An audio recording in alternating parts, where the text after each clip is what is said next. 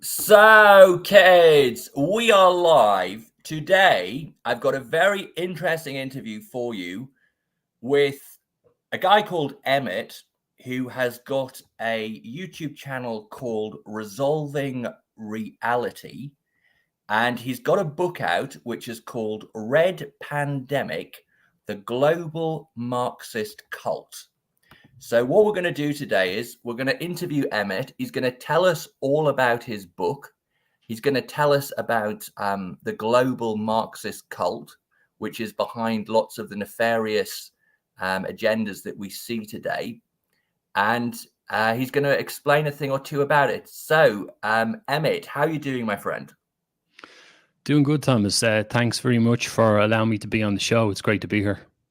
Oh, you're very welcome. You're very welcome. Well, we'll get straight into some questions. Let me just have kids. Can you give me a 1 in the chat if everything is okay and you can hear the audio properly? Can we have a 1 in the chat if the audio is working properly before we begin the interview? Can you give me a 1 in the chat, and then we know that we're cooking.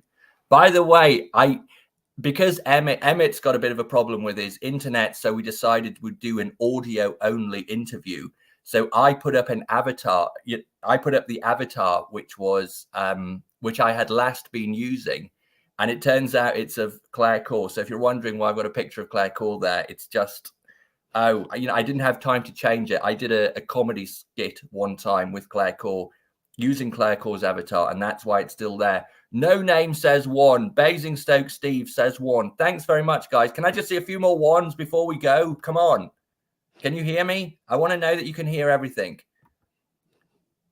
Oh, well, okay. Well, I don't want to piss around anymore. Please give me a few more 1s just to reassure me. But anyway, let's get moving. So, Emmett, thank you, Daxastic Draco, and thank you, Joe.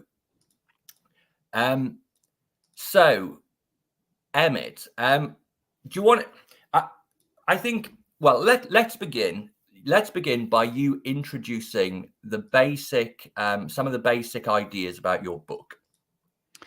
No problem. So basically, I this kind of happened around when I was doing my podcast 2018. I did a bunch of interviews, long form interviews, and I took a break. And I was going to change in career at the time. I wanted to keep a low profile. And I thought, okay, well, how can I stay active creatively, but also keep a low profile as well? So I was planning on doing a documentary originally about what was happening to Ireland and the globalism and so on. But then as I start writing, I realized that a lot of different issues I was talking about, mass immigration, say feminism, the BLM movement, obviously COVID, the multicultural stuff, et cetera, and the control of free speech and everything, I realized there was a pattern forming, and that everything kind of seemed to fit in with international revolutionary activity. Now, I knew a lot about communism for years, but more on historical stuff and knew bits and pieces. But the thing that kind of got me down the path of writing the book was the fact that even though this was like the underlying theme, that people weren't really talking about it. And certainly you look at, say, the BLM shenanigans in the States around the time of COVID, it wasn't until one of the leaders of the movement, I think Can Coolors or something is her name, of one of the leaders of BLM, it wasn't until a video resurfaced of hers from a few years before the BLM riots, where she said she was a Marxist, that the kind of penny dropped for a lot of people. And I thought, isn't that strange, that people didn't really join the dots? And then obviously there's been constant talk over the last few years about globalism, and this seems to be getting worse and worse, and the West seems to be literally collapsing. But even back then, people weren't really joining the dots. So that kind of motivated me to go down this road a little bit. I felt like it was the underlying cause, but yet people weren't noticing. So that's what got me started down this road, basically. Sure. And just to go back then, so you've been sort of a podcaster, a YouTuber for some time within the sphere of the distant right. Is that correct? Yeah, so about 2018, I started listening to podcasts years before that, and I always wanted to do my own. So around 2018, I started to put together these long form interviews, and I did about, say, almost 25 of those. So I was active, and I kind of, at the time, I didn't realize it, but I was doing material on the stuff I write about in the book. but I didn't quite join the dots. I just thought it would be good to talk about, say, the impacts of feminism, or say the impact, the impact on the birth rates, for example, or to talk about how the multicultural diversity agenda was global and so on. And I was doing each different thing separately. So yeah, I was definitely active, and but I never thought I would get around to actually writing a book, to be honest. Yes, I mean, just to place you, I saw you did you do an interview with Jared Taylor, for example? Was that one of your long form interviews? That's right. Yeah. I did a 1 hour session with Jared. Yeah, that's correct. Yes. So, and would you have described yourself as more dissident right, or more conspiracy theorist, or a bit of both? Great question. So years ago, I think I would have been more into conspiratorial stuff, and I didn't actually think that politics was important, or you know what I mean, to categorize myself. And I really just gravitated stuff that I found was interesting. And in our correspondence, I spoke about how September 11th was a triggering event for me to start looking at big things. When you literally see a few thousand people dying in broad daylight, that tends to give you a bit of a shock, obviously. The age I was at the time, I wasn't familiar with things like that. Obviously now I am, but so it was more conspiratorial. But then, as I realized, I think that the notion, and I actually write about this in the book, the notion of not being engaged with politics, or not even picking a side or an ideology, has become part of the problem, which is where we are today. People haven't identified with a more anti-globalist stance, which is why the globalist machine has gained so much momentum. Basically, that's how I see it now. Sure. So what should we talk about first? Do you want to just give people a brief overview of the manifestations of Marxism? So can you give people, just like, what are the basic? So obviously feminism, and where else have you seen like examples of Marxism in our society over the last 10 years? Great question. So, as I was saying, with all the different big agendas we seem to be hitting with, the kind of the penny drop for me, and I realized that, for example, in the 19th century, the incarnation of Marxism brought forward by Karl Marx and Friedrich Engels was all about, was about socialism and economics, and about the idea of class struggle between the rich bourgeoisie and the poor proletariat. And it's been identified before by other writers and researchers that, of course, Marxism has evolved. Another way of saying it is that it's kind of mutated. So that original strain of the rich versus the poor still exists. You'll still hear Marxist cult members talking about that issue today. But obviously, after World War I, you had people like Antonio Gramsci and Georgy Lukács. And then you had the Frankfurt School heads came along later and started to take those ideas and separate and apply them to other groups in society. So this is what people would refer to as neo-Marxism, or even cultural Marxism. And then you have people split into two groups. One is the oppressor, one's the oppressed. You play them off each other. One gets victim status. And that pattern was, everyone kind of knows about that. But even say around, we've seen the climate change movement is another manifestation based on the oppressor versus oppressed principle, because in that equation, humans are the oppressor, the planet's the oppressed. Okay. So even planets are being oppressed now. It's the same formula, it's the same patterns. And I think what actually got me onto this, so I don't get into too much of a tangent, but I'm very interested in emotional responses and psychology and so on. So I was very interested in the nature of the indoctrination, and that's what kind of switched me onto this. Even say veganism is another thing, which is another kind of form of revolution. It's based on the same formula that humans are the oppressors, animals are the oppressed. So when we start looking at reality through this lens, it basically says, well, somebody's suffering, therefore we need to do something. And that's the emotional charge, the energy that inspires that kind of revolution. So in terms of how many different types there are, there's been so many different incarnations. And I talk about it in the book that that it can be kind of problematic, because this compartmentalization allows, say, if you point the finger at Marxism, Leninism, and say, I don't like what it did in Africa, or I don't like what Mao did, or what Pol Pot did, or whatever. Someone will say, well, I'm an economic Marxist, and and this is part of the problem. It's able to constantly repackage itself and stick on a new veneer and a new coat of paint. Until the point comes when it becomes invisible again, and we're just stuck on this constant cycle. But I hope that wasn't too much of a tangent there. Well, I wanted to ask you, because you say people can sort of, someone might say, well, I'm an economic Marxist, but I'm not like a Lenin Marxist. But just to clarify something, wasn't Lenin, why would you disambiguate Lenin from economic Marxism? So in what sense? Didn't you just say there that, like, there might be someone today who says, like, I'm an economic Marxist, but I don't approve of what Lenin did, or what happened in Africa, or what happened with Mao in China. Is that not what you said? Sorry. Are you you're saying that I'm saying that they're different, sort of thing? Is that what you mean? Yeah, I thought you were suggesting that there are people who think that economic Marxism is like a good thing, and what Mao did and what Lenin did is a bad thing. But weren't Lenin and Mao first and foremost economic Marxists? Well, I suppose it kind of gets complicated, because as I talk about in the book, the economic motivations for what made them do what they did seems to be part of it. But what I argue in the book is that they both had help from outside sources to kind of take over. And I don't mean to dismiss your question, but I almost find that this is not irrelevant, but it's just that we have to look at the impact of what they did, regardless of what their intentions were or what they would like to have changed. And certainly when Lenin took over, they had the two revolutionary events in 1917, and the second was to overthrow the Kerensky government.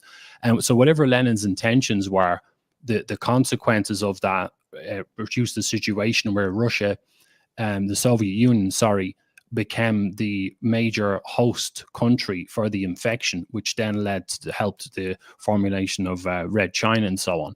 So my point here is that it doesn't, not to be dismiss the question, but it almost doesn't kind of matter in a sense, because whatever their intentions were, whether it was economic or not, I don't know if that makes sense. Yes. Listen, I think that all Marxism is the same, whether it's cultural Marxism or economic Marxism. I think it's all the same. That's the first thing. And I also think that the people who support Marxist ideas, when it comes to implementing them, it very quickly descends into horrors. So I just thought, I'll just say this one last time. I thought you were suggesting that there are like economic Marxists around today who are avid economic Marxists, but who disavow Lenin and Mao and this kind of thing. But I think maybe I misunderstood what you were saying. Oh, no worries. Well, to be honest, I've actually heard myself so many different variations of people with different views. Not yourself. I mean, people who advocate Marxism, of different views, who will support one strain but not another. And they will, you know what I mean? And I've heard loads of them, the most bizarre ones. And that's why I kind of thought, to be honest, we're never going to get out of this mess if we keep allowing them to compartmentalize. And I think the whole lot goes in the trash. And interestingly enough, there's a section of the book where I dismantle socialism and talk about the ideology from an economic point of view. And I actually think that that's actually the part of the whole ideology that gives it the most legitimacy, which is quite interesting, because if there's one way that Marxism has definitely failed, it's on an economic level, because it's been around the longest. And we look at the damage that it did, messing around with, trying to centralize things in terms of economics has been quite disastrous in over 99% of the cases. So I find that quite interesting. And even in Ireland, though, the one I brought up is quite classic, where we have these old socialists knocking around in Ireland who are, they might be older guys in their 50s or 60s, and they don't agree with the woke stuff, but they will identify as economic Marxists as if that's somehow okay, and they hang on to their beliefs. It makes them feel nice and warm and fuzzy inside. But I try not to let them away with it. Sure. And listen, I'm very much aware of this phenomenon as well. You're right, it's prevalent in the old timers, but I think there's also a generation of young people as well. Of course, I I famously said that I thought Keith Woods was an economic Marxist who, disavowed cultural Marxism or wokeism. And I said that there was a contingent of the distant right who were very much of that ilk. So I'm certainly aware. I'm certainly aware that there are people who disavow cultural Marxism but avow economic Marxism. Would you like to would you like to explain why economic Marxism has been a disaster, or is a disaster? Is obviously going to be a disaster based on the theory, or what would be your issues with like economic Marxism? Well, I think the reason why it hasn't really worked is because I suppose, actually, I include this in the book. There's a section breaking down socialism, like I said, and I obviously, because I'm not an economist, I just go and look at some of my favorite analysts. And I use Thomas D. Lorenzo and Ludwig von Mises and Murray Rothbard and so on. And some of their ideas were quite interesting, that basically when you centralize things. So I think in the early 20th century, or in the early decades of the 20th century, the definition for socialism was, the state control of the means of production and distribution on behalf of the people, quote unquote. And it later became to involve the progressive income tax and the organs of the welfare state. Developed into that basically. But when you look at, say, the Marxist ideas about essentially centralizing things on behalf of the people, then you start to run into problems, because what you're doing is you're taking away all the things that organically function within a free market system, and you're trying to put them in the hands of very few people. So you run into a few problems, which I think Mises laid out in his book Socialism. I can't remember the year, but he talked about how first of all, you've got the incentive problem. If you try to remove money from the equation, the ability to make profits, people don't seem to be as driven to do well and excel in business. So that's the first problem you're dealing with. The second one is the knowledge problem. So if you have a bunch of really determined, well-intentioned Marxists, there could be even a few hundred of them, who are supposed to run everything. That's not going to compete with, if you had a free market system, you would have all these thousands of people who have their own specialized skills, who understand their own markets, their own business, and so on. So it becomes already you're interfering with the natural processes. So it's just because of things like that, basically. And I think the other things that Di Lorenzo talked about as well was that the capitalistic system tends to work, the free market system tends to work quite organically, without, the more you tamper with it, it tends to create a lot of problems. And I think that's mainly where it happened. Like, you look at what happened in Africa when the countries wanted their independence from the colonial powers. Obviously, Marxism was part of that revolution against the empire and all.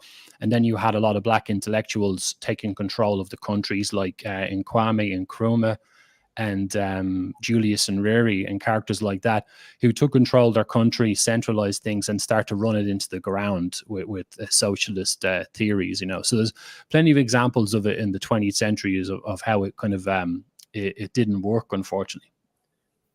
Yes. So those are very interesting points. So you're saying that natural free competition is a good thing. Is it the case that when you put things in the hands of kind of ideological Marxists, they don't have any business savvy? Is that an issue, or?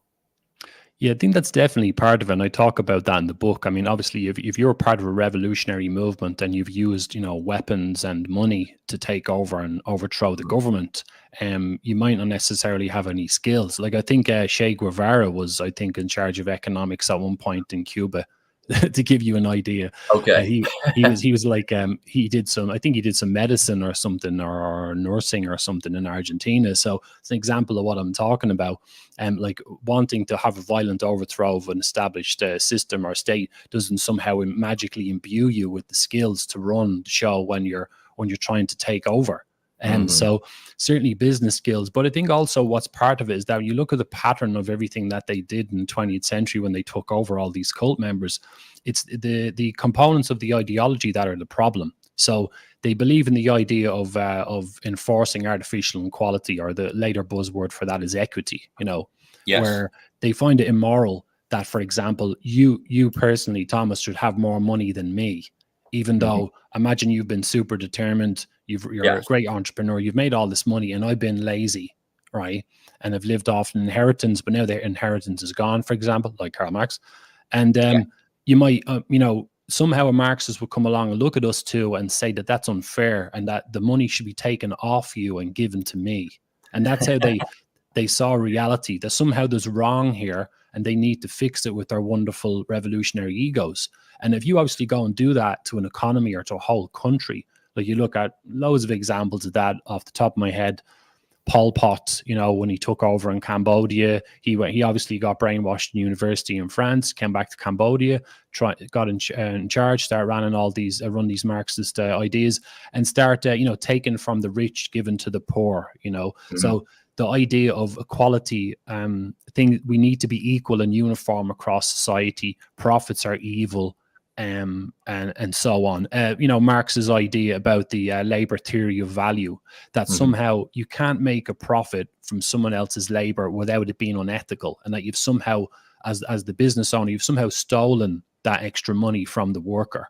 So that perception that wrong is being done makes the Marxists want to correct it. Therefore, all of a sudden, you're not allowed to run a business. You're not allowed to make profits. And that's how one of the many reasons why the economy would then collapse.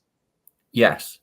Listen, just to be clear, I mean, I completely agree with this because, look, I mean, first of all, like the Marxist theory of labor is just such utopian nonsense that it doesn't, I don't like that. And also, whenever these Marxists get into power, they're just horrible people who can't run anything. But all that said, can I just play a little bit of devil's advocate here? Because I understand, right? I totally understand the benefits of like having a capitalist free market society, but surely there has to be some regulation of that free market.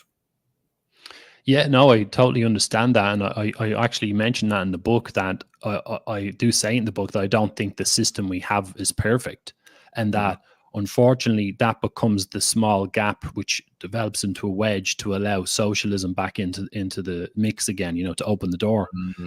So what I can argue in the book is that I think what we should do for now is just completely try our best to push back against this ideology, to stop it being so prevalent in society, to push more towards national sovereignty as nations, and then try to, with a more nationalistic minded or conservative government, whatever you want to call it, traditionalist government, would then start to, make sure that the system works in a way that's fair for the people, right? Which you could accuse that of being socialist, but it's not obviously over the other end of the scale where you start attacking profits and business owners and private property executives. You see what I'm saying? So so I think that's why the point you mentioned there is why socialism has that appeal. And this is why we're still dealing with Marxism now, a quarter of the way through this century. It's popular and attractive because it does make sense on a certain level.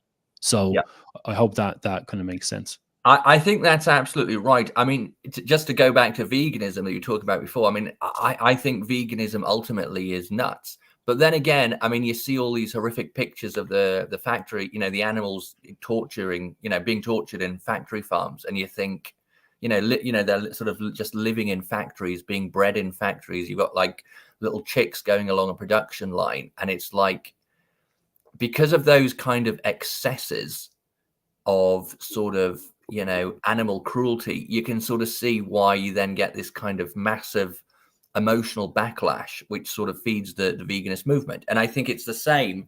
I do think it's the same with socialism and economic Marxism. I think people see some of the sort of disgusting aspects of capitalism where, you might get very big corporations endlessly making money simply by selling something which isn't good for the people, it's not good for society, and sort of just cheating their way to the top. And so I understand that there's a lot of problems with capitalism, unfettered, unregulated capitalism, which is not, where capitalists are allowed to get away with things which are clearly immoral, clearly unethical, clearly not in the best interests of people, and which sort of destroy everyone's souls. When you have that, you do then have a sort of breeding ground for people to become socialists and and Marxists. And so yes, I'm glad you raised that point in the book, because I think it's something to bear in mind. It's not like these Marxists are born in a vacuum. There are some breeding grounds for them to sort of start breaking out on. Yeah, and there's definitely a sliding scale as well of indoctrination, and there's different types of personalities within the movement. So some people genuinely believe that they're actually going to make a positive difference, whereas others are more anarchistic in their mindset or nihilistic, and they just want to be destructive and to destroy what is. On top of that as well, I talk about how when you look at everything that the Marxists accuse the capitalist system of being are amplified within a socialist system. So if you talk about, say, the oppression or of people not being treated very well, working hours and wages and so on, we have to remember that when the socialism comes in, it's the same thing, but on crack, amplified up to 1,000, right now. So there might be any money at all. You might be worked to death. And that's eventually what it leads to. When you're trying to force egalitarianism, you end up with coercion. So even though, and here's an interesting point, you could find criticisms in any system in a way, but what the Marxists are very good at doing is they're good at finding, when they're trying to attack something, they find things that they can use to tear it down.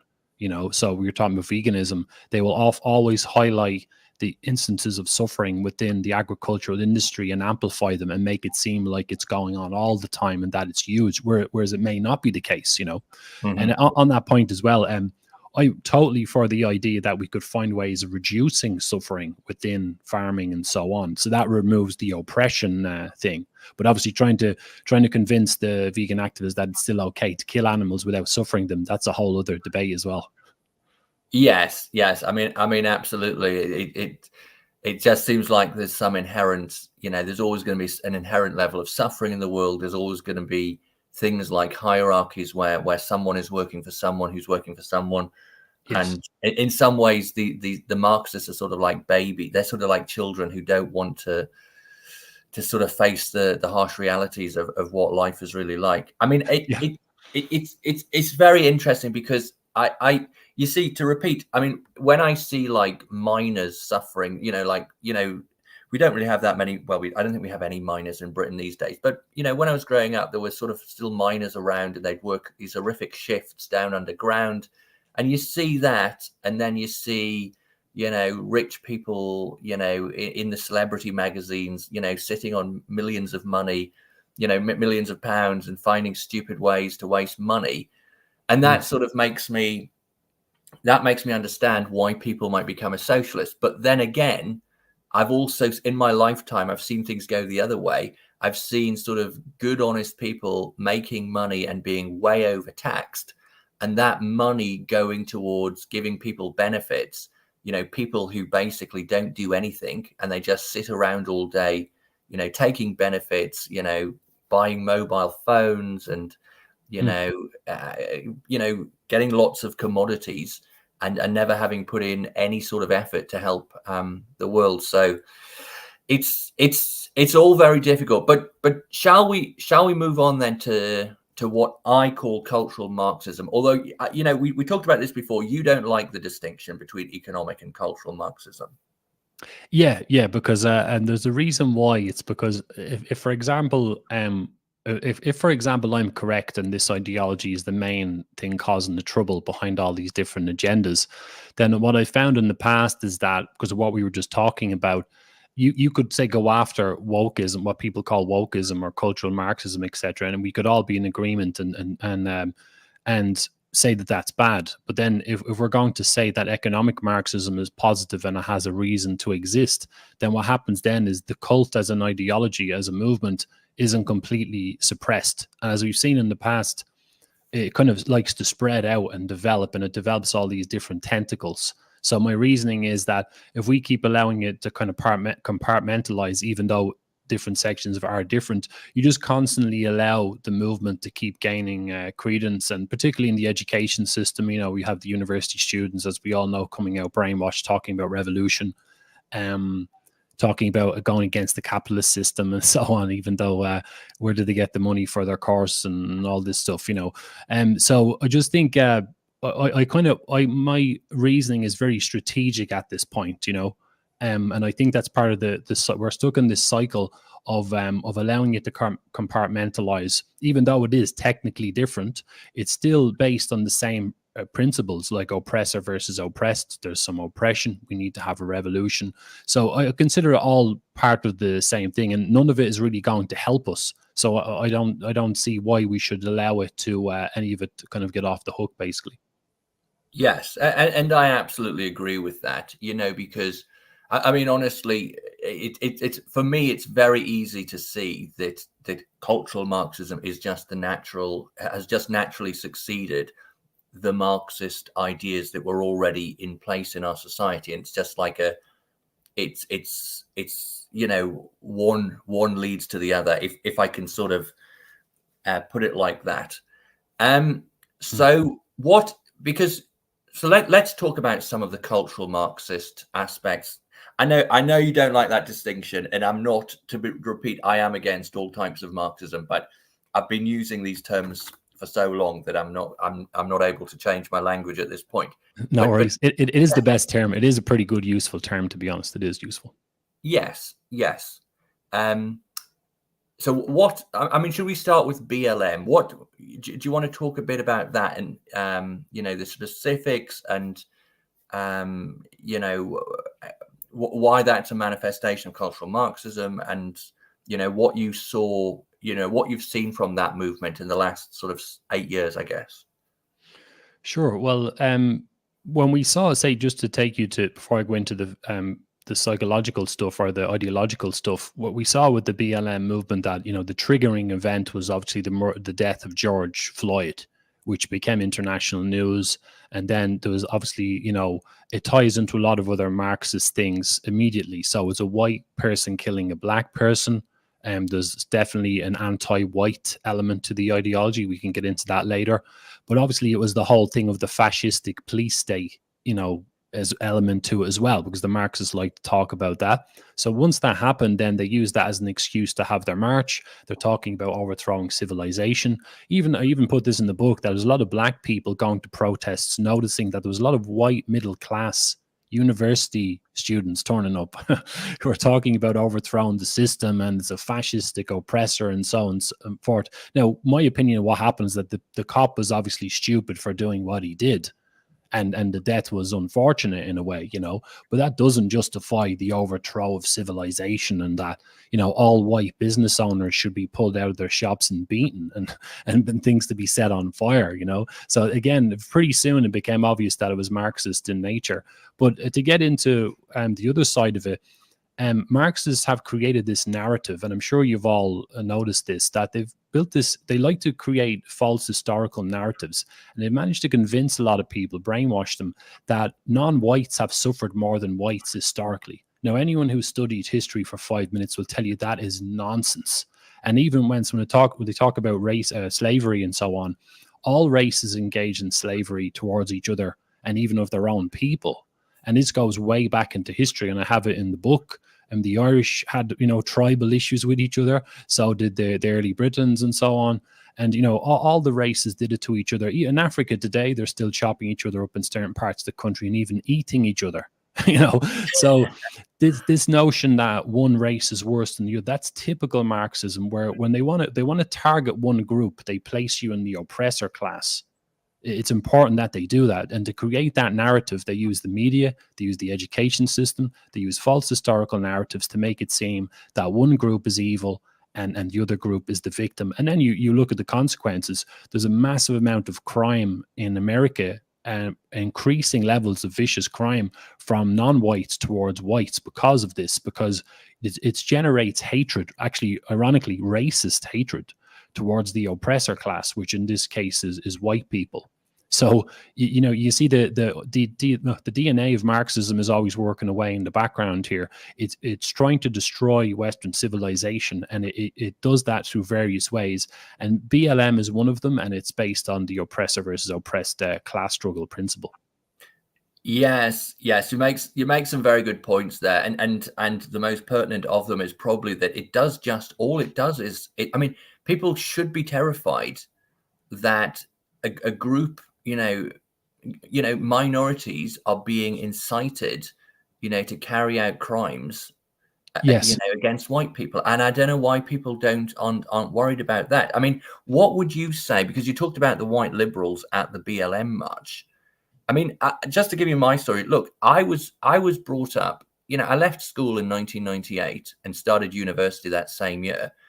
And, in and around the time of 16, 17, I was sort of, it's probably not like what it is today at schools, but I was sort of taught, I was ultimately taught about white guilt, and you've got to help the non-whites and all this kind of thing. And so I sort of attempted to, and I remember in my first year at university, I worked at an Oxfam shop, but I very, very quickly came to understand that you're not, like, it was obvious to me that I'm not going to get any thanks for trying to help non-white people, and also Yeah. that in some ways they just disrespect you for doing it. They just think you're a cuck.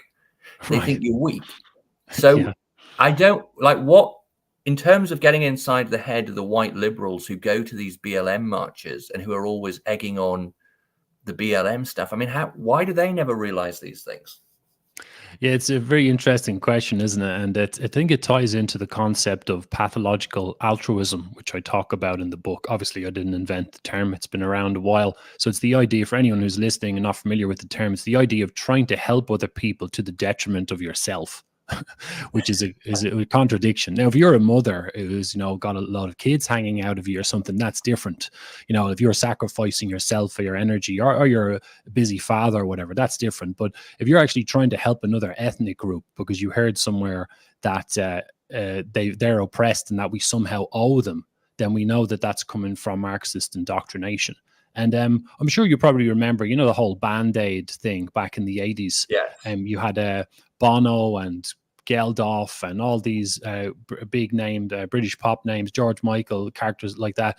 We were all told that somehow we should help people in Africa, right? And we were somehow obliged to help them. And if we're asked, why is that the case? Well, European colonialism.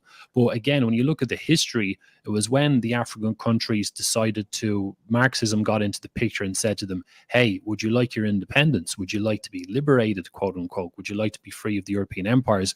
They started to run their own countries into the ground with socialist ideas. So I think that those kind of thoughts, to come back to your question, I think that if white people are brainwashed into the notion that they somehow owe other races, and also that they should feel this white guilt, and also that they have white privilege, then the person gets into this cycle of thinking that, oh, well, if a black person asks me to get down and kiss their feet, like in the middle of BLM, there's people walking around with mobile phones making people take a knee in front of them. Somehow that's all fair and reasonable because I'm white. That's how the brainwashing works. It's you deserve this treatment because of your ethnic group, which is actually racist.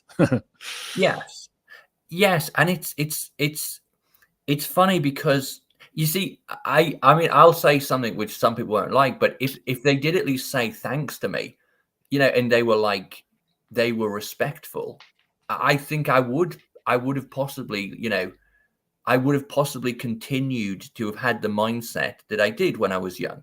It's the fact, it's the kind of just the outrageous rudeness to sort of, even if I'm trying to help them, I'm still being told I'm a, disgusting piece of scum. That's like, I so find it difficult to get inside the heads of a lot of these white liberals. Like, surely they must have some level of sort of pride. That point is what you just mentioned there is absolutely crucial, I think, for people to understand who can't see this stuff. So your experience showed you that something's not right here. Like, why on earth would you be nice to someone if the ball isn't being bounced back to you? And I talk about this in the book, that when a group is given this oppressed status, right, whether it's women in the feminist movement, or whether it's non-white people in multiculturalism, or whether it's poor people in socialism, wherever any group is given the oppressed status, you watch their behavior go down the toilet. you watch them, they develop this big attitude, they develop the attitude that they're owed it, and obviously then they become spoiled, which is something I talk about in the book. I could have put that in the title of the book somewhere. It ties into it in a big way. People being spoiled and having the sense of entitlement.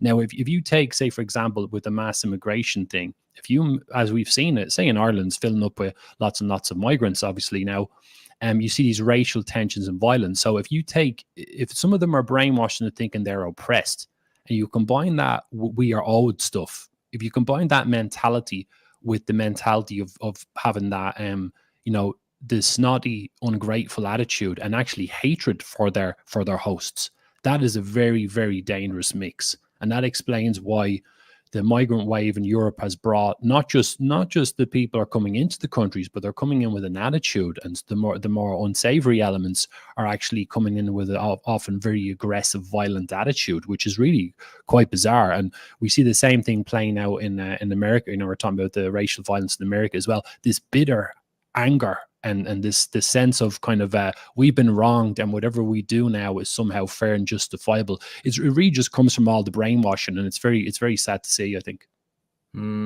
Yes, it is incredible.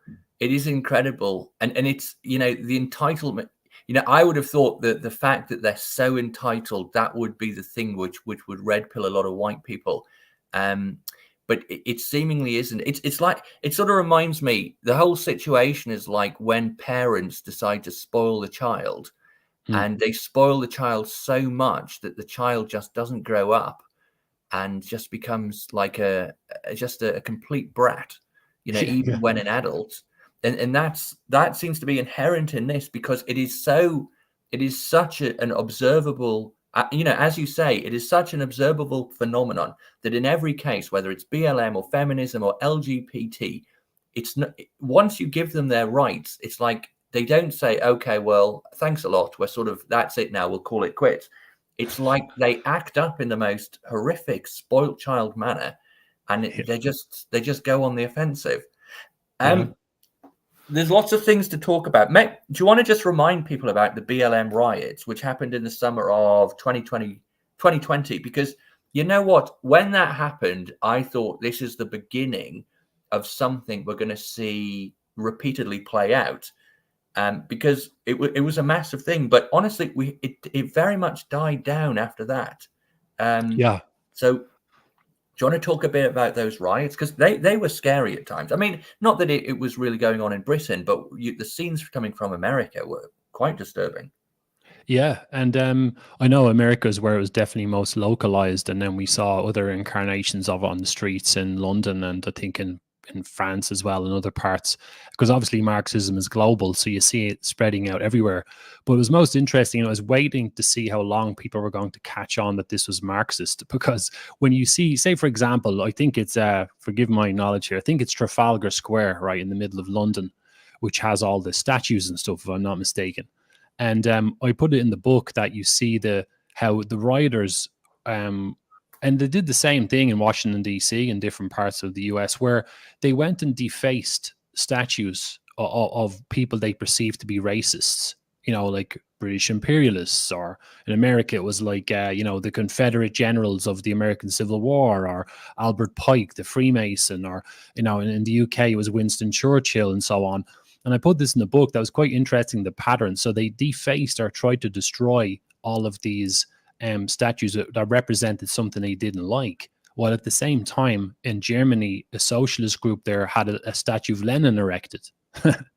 So, you know what I mean? And it becomes obvious, okay, this is Marxist again. So again, it was never at all ever to do with black rights, ever. It was never anything to do with that. It's all about Marxism trying to take over, and it will always try to attack capitalism, Christianity, and culture, and traditional family unit. And within BLM, it attacked a few of those things. It was talking about tearing down the fascistic police state and overthrowing the capitalist system. They were trying to pull down statues and so on. Obviously, they wouldn't touch statues of Martin Luther King because he's communist, or Nelson Mandela. It was like the same pattern. You see the bias coming out, and it was never at all about black rights. And that's actually a big point with the ideology. What it does is it uses groups to its advantage. So in feminism, it's not about women's rights. It's about the ideology using women to further its own agenda, to, you know, create a gender divide, to create conflict, to weaken nations, to lower the birth rates, to destroy the traditional family unit, etc. You know, through abortion and women choosing career over family and all that stuff. You know, it just creates division all the way, and it just uses groups to its own advantage. It's very, very good at having that that veneer of being benevolent and trying to be nice. That's about helping the poor or disadvantaged or the oppressed, but it's really just using them in order to further itself, basically. Mm. Yes. Do you want to talk about the police? Because I think the police, the aspects of what you're talking about, the police, and, you know, how BLM view the police as sort of fascistic oppressors, I think this is confusing and interesting, because we want to get into COVID as well, I guess. So, I mean, because I'm not a big fan of the police anymore. And I suspect some people, when they hear me say that, they think I'm like a leftist hippie or something like this.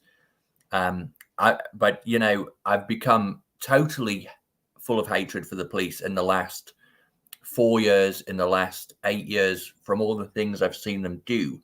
Right. So, what should we talk about? Should we talk about COVID first? Should we talk about the police? Sorry.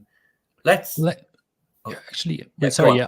On the cops, that I understand exactly how you're thinking, because say in Ireland we had the major force enforcing people to go along with COVID in Ireland were the cops, so I definitely have criticisms of them as well, and I understand where the criticisms are coming from. Certainly when you have state police forces, you know, obviously America is a bit different because it has the federal system and so on. So, you know, I would say that it's good for us to have a police force in society, but obviously depending on who's running the show and how they're being deployed and what they're used to enforce is the big issue, you know. And I think the Marxist camp were trying to suggest they're always trying to break down civilization. They would love to see a woke police, you know, like arresting people for putting up a Hitler tweet or a picture of Hitler, or talking about mocking someone who's trans or whatever. They'd love to see you arrested for that, but they wouldn't say advocate a bunch of drag queens arrested at a school for doing their thing in front of a bunch of 5-year-olds. So we obviously they're not against the idea of cops. They just don't want they want the cops acting the way they want, you know. But sorry, I don't know if I'm going off track there. Yeah, no. What I will say is, I remember when Black Lives Matter first popped up, maybe sometime like 2015, 2016. And what a lot of the conservative influencers were doing, people like Katie Hopkins or Paul Joseph Watson, they were sort of saying, Blue Lives Matter, we support the police. You know, because BLM were always kind of talking about police brutality and this kind of thing. And, you know, Katie Hopkins, Paul, PJW, these kind of people were like, no, Blue Lives Matter, we support the police. If a police killed a black person, it was because they were a criminal who was, you know, they were carrying a gun, this kind of thing.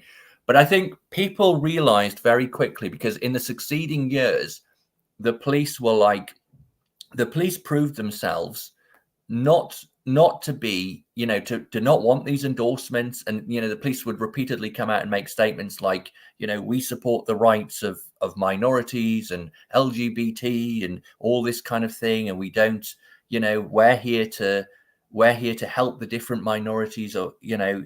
And so the police, you know, and they also were, you know, they were, at least as I understand it, in the UK, they were arresting people for making racist tweets, or just even tweets that use the N words. Like people, you know, there were stories of people, you know, just quoting pop lyrics, you know, which involved the N word, and they were, you know, they got a knock on the door from the police.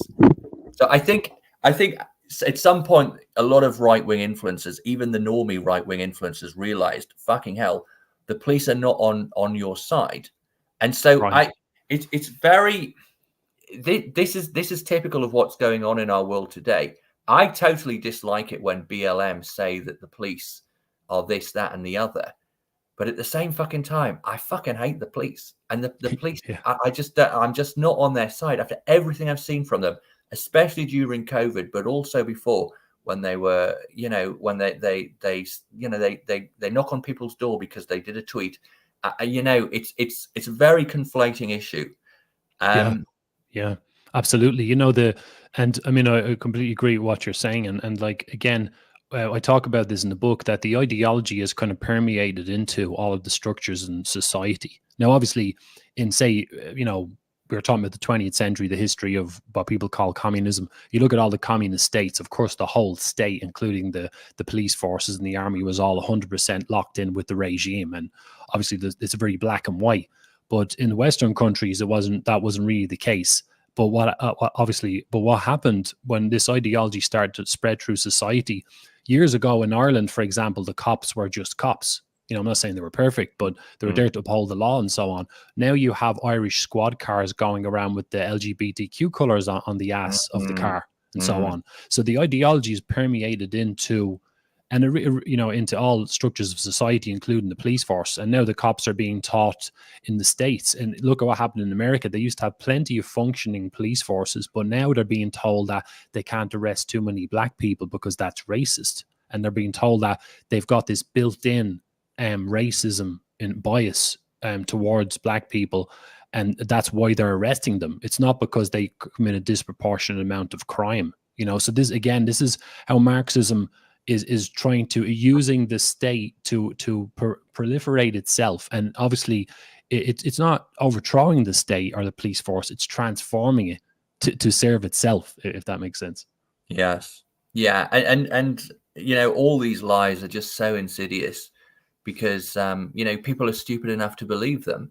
And if they believe that people are just being arrested for no reason whatsoever, they're going to get mad. Shall we talk about COVID then? Sure. What would how do you want to talk about how you experienced that, and also why would you say that was ultimately a manifestation of Marxism? That's a great question. And I think what kind of switched on some alarm bells for me was obviously the control. I mean, first of all, to be honest, Thomas, I thought the whole thing, my tinfoil hat went on. I thought the whole thing was just made up. I thought there's nothing going around. There's no virus or whatever, and that the whole thing was made up. But I certainly knew it was a play from somebody. Now, as the weeks rolled on, I realized, okay, there is something really going around. I'm sure I had it myself about 10 times or whatever. And it felt like nothing more than flu. But it was just the fact that the government, the mainstream media, all across the West, more or less, in addition to the United Nations, the World Health Organization, were involved, who are UN is undoubtedly a Marxist organization, and the European Union as well, another Marxist internationalist organization. And also we knew that the virus came from the Wuhan Institute of Virology. So, I mean, I'm thinking, okay, now I was thinking to myself, all right, which obviously that's in China, and obviously China is run by the Chinese Communist Party. It's a one-party state, So I'm thinking, right, okay, I don't want to go down a conspiratorial road. However, there's like all of these dots which are joining up. And it was more the point that if someone doesn't know about the history of communism, a lot of this stuff will go over their heads. But when you have a state telling you what's going on, that it's scary, how to feel about it, using emotional manipulation via the state media, talking about injecting people, and that they would need several injections, and that they still might not work, but you might need more. You're not allowed to travel. And also as well, the economic attack, which went over a lot of people's heads. Obviously, I don't know what happened in the UK, but in Ireland, we had a lot of people literally lost their businesses. They were told that you can't run your business because of transmissibility of the virus, etc. It became an economic attack. Everything kind of ground to a halt almost in so many ways. And then there was even other strange behaviors, like the media in Ireland said that some of the brainwashed nut jobs we have in the Irish media and state media said, oh, well, at least COVID is good because less cars on the road and helps the whole climate change thing.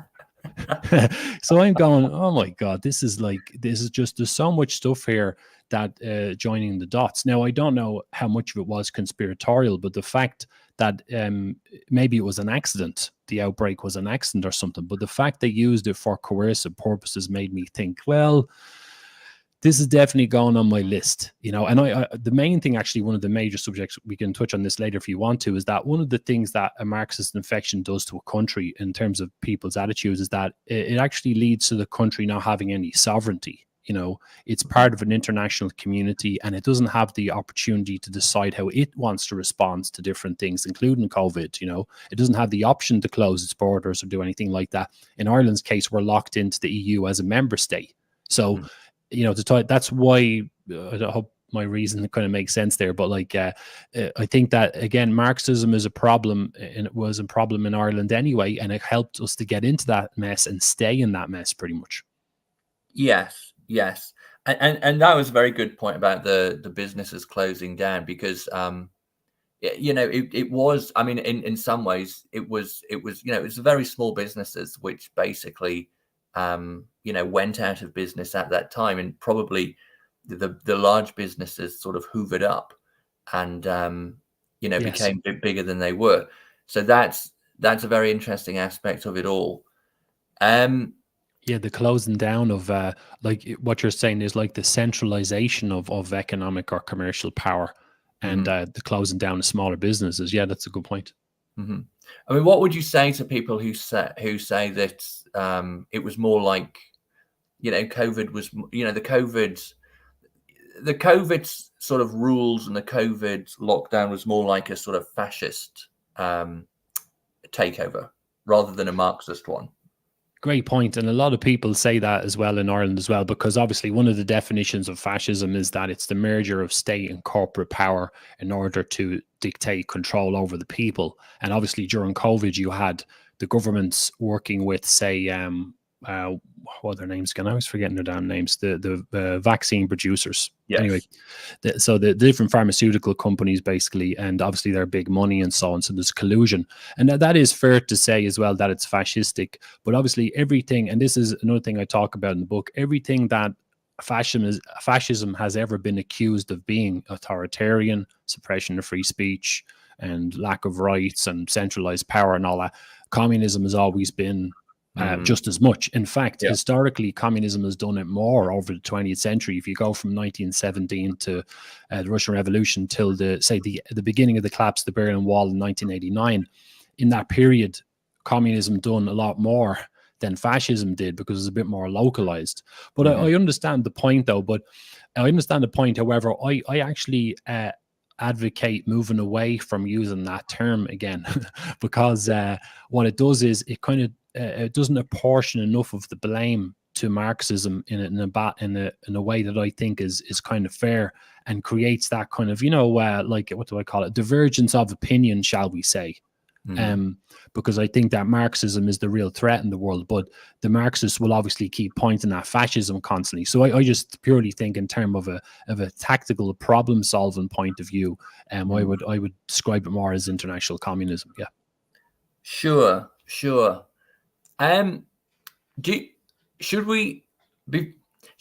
you want to talk? Do you want to say anything about other manifestations of Marxism, like feminism or LGBT or anything like that? Or would you like to touch on those or not? Sure, I can talk about feminism for a moment if you want. Yes, sure. Great. So I think feminism is actually one of probably the most toxic manifestation of the class struggle principle. It's obviously been around a long time. It goes back as far as socialism and beyond. But obviously when Marxism infected the world, it took on a whole new meaning and a whole new level of potency. And feminism, actually, what it's done is, one of the big things people talk about, most people can agree the biggest damaging aspect of globalism is the mass immigration problem, right? But obviously it doesn't exist in a vacuum, because it works with all the other Marxist sub-agendas or initiatives.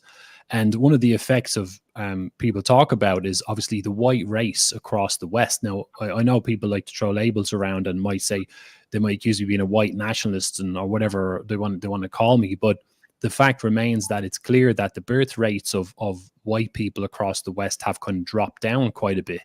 And there's a big correlation between the rise of feminism and therefore Marxism and the lowered birth rates. And feminism has been responsible for, say you look at, say, for example, the influx of Muslims into Ireland is increasing. Obviously, it's natural being part of mass immigration. And you look at the different birth rates. Obviously, there's no Marxism in Islam or the Muslim peoples. There's no feminism. There's no trans. There's no abortion. There's no women pursuing their careers or going traveling or whatever. There's none of that. The women tend to have more kids at younger ages, and they tend to easily outbreed the indigenous population, and that's where Ireland is at the moment, and that's the same thing that's happening in the UK. And feminism, obviously, just one ingredient in the mix. And what I talk about in the book is that all the different sub-agendas work together to help each other. So feminism, LGBTQ, veganism all work together to help to lower the birth rates in white people, which is it sounds bizarre, but it makes perfect sense. And feminism, obviously, we know what feminism has done. There was different waves, but what it's done is it's encouraged females to have children later in life or prioritize their career. It's allowed abortion as well to become socially acceptable. And we did that in Ireland in 2018 with the repeal of the 8th Amendment of the Constitution in Ireland. So abortion is now legal in many scenarios. It also obviously made contraception legal and socially acceptable and so on. So feminism has been a massive one in terms. Feminism is literally death. Again, it's nothing to do with the rights of women. They've just been used to further this. And unfortunately, the ideology is very good at, again, making people feel they've been disenfranchised. It tells the oppressed class, in this case women, that they've somehow suffered more than the oppressor in the past. And in Ireland, there's been plenty of suffering, like in other countries historically, but it's not on gender lines. But obviously, the brainwashing has convinced people that is the case. And now back to the other issues like we were talking about, when you have women placed in the oppressed class, they have this privilege, and they don't know they have this privilege. You see the inflated egos, and you see the drift towards a hedonism and degeneracy and so on. And where basically the ideology is encouraging females to do anything but have stable relationships that produce kids. So feminism is one of the worst tentacles of the ideology for sure. Sure. Yeah. I mean, it's, I suppose, from an early age, I always knew something was wrong with feminism because, I saw how spoiled some of, I went to school I went to university. I went to school with probably not at school, but by the time I got into university, you could see how spoiled some of the women were. And it's like, you kind of, at the same time, you're being fed with these ideas of feminism, not directly from my university, but, it was in the media sort of, that feminism was a good thing. And you're just massively aware. Hang on, something's not right here. You said it there as well. When say young females who might be in their late teens or early 20s, they're like any other kind of young person. They don't have much life experience. They don't have much knowledge. They're hedonistic. They want to fit in. They want to be liked, just like any other kind of young person. But if you I don't mean to be disrespectful to any young people listening, but you tend to see things a little bit more simplistic view when you're that age. And if you're exposed to Marxist brainwashing via the feminist movement that says men are bad, women need to take the stage now, their brains aren't going to process all the different waves of feminism and all the ins and outs of the gender pay gap and all this other stuff. They're just going to hear a very simple message: men are bad, women are the victims. If women are unhappy, men are the blame. It's very simple. It condenses down to something very simple, and then you have the inflated egos and the animosity and stuff. So it's toxic for someone at any age, I think, but particularly young people. It's extremely toxic. Yeah, so absolutely. Emmett, I was looking. You sent me a couple of documents about the book. Yes. Which I was just having a look at. I mean, I think it might just be a good idea to ask you, are there other aspects of the book or other sections of the book that you would like to bring up at this point? I'm just having a look here at the table of contents. I must sound funny to people, but when you've actually written a book, it's been a while since I've written some parts. I'm looking through here. Emmett sent me a summary of the main chapters. I think there's 13 chapters altogether, or 13 sections, sorry. Yeah. 13 sections. And there's an awful lot of in-depth information in here.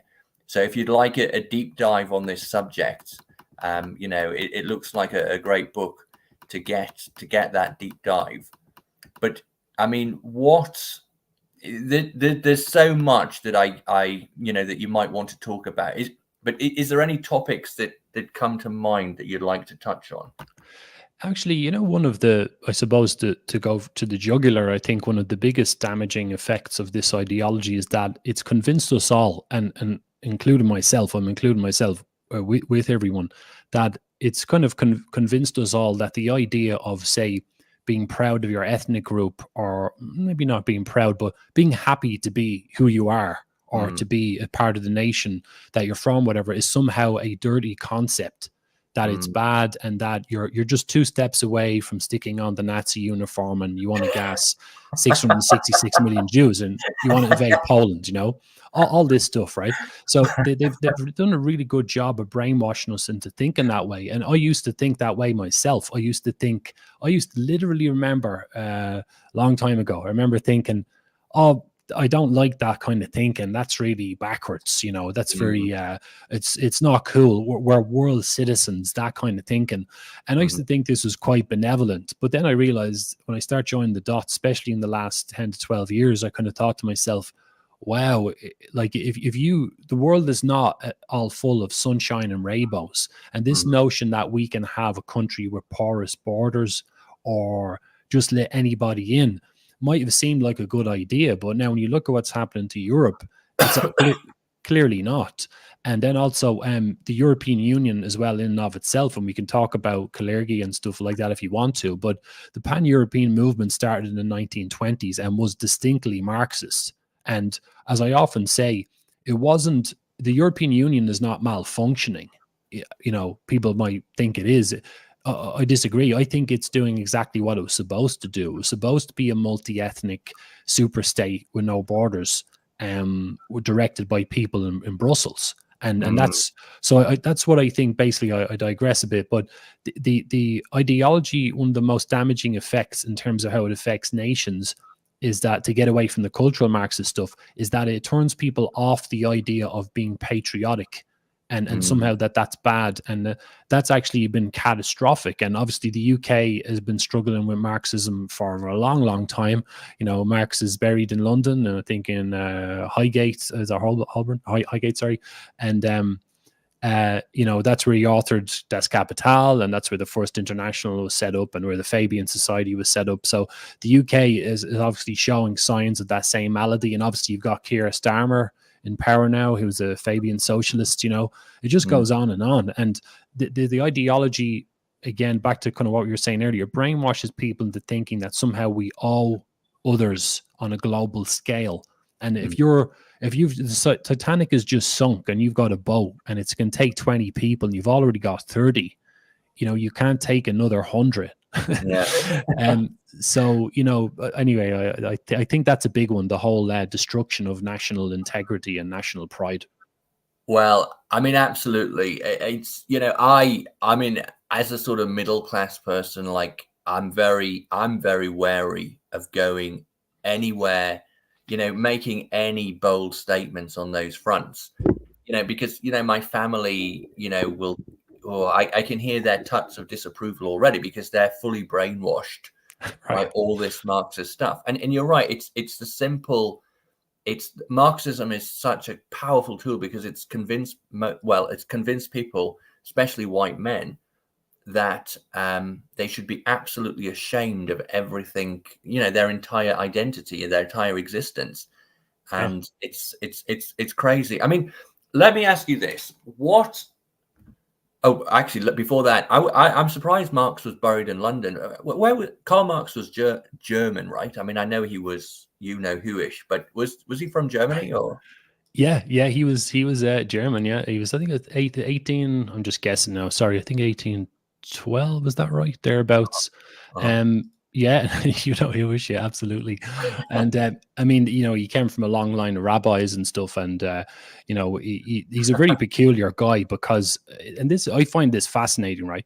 The Marxist movement ostensibly says that it's atheistic, But Marx himself, and I suppose the religion thing is one thing we haven't gone into. Certainly, Marxism is very viciously opposed to Christianity and has been trying to destroy it across the West because it's a major obstacle for Marxism to take over. It itself wants to be the new religion, you know. But Marx himself wasn't an atheist. He believed in God, but he hated God. I think that's a big distinguishment to make, you know. He wasn't atheistic. He believed in God and hated God, and he obviously had a gargantuan ego. I think in one of his poems was, I think, Ulanem or something. And the I'm trying to quote here from back of my mind somewhere. He said pretty much like talking about transforming the world, and then he said, "And then I will wander, godlike and victorious, through the ruins of the world, and my words having an active force, I will feel equal to the creator." Now, this guy needed to go out for a pint and lighten up, you know.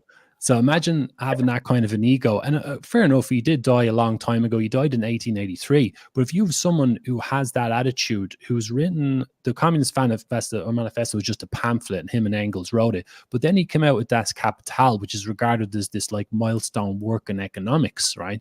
And obviously he's just a person with ideas, but the fact his ideas were carried on and that vicious revolutionary mentality was carried on into the future is quite fascinating. And as I talk about in the book, I'm personally not a Christian, but I think that across the West, we should not participate in the destruction of Christianity because it helps Marxism.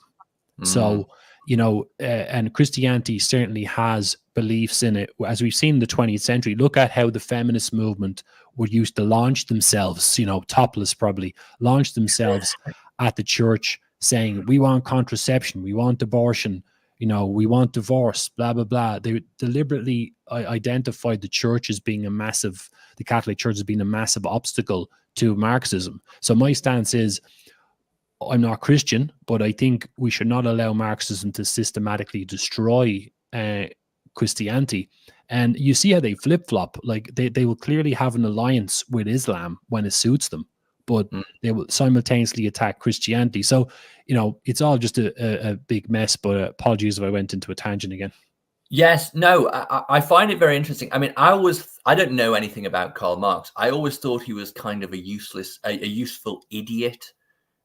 You know, and he wrote, you know, his the communist theory of labor, basically because he's a bit dumb. And then you know, and then the ideology was used by people who had nefarious intentions, but who were a lot cleverer. But from what you're saying there, when you're telling me about how he believed in God, but he hated God, I mean, he does sound more like he's from one of these strange, you know, who-ish cults where they have some strange kind of thinking where they think they're bigger than God or they can challenge God. Or so I'll have to have a closer look at Marx, because that was very interesting what you're saying about him there.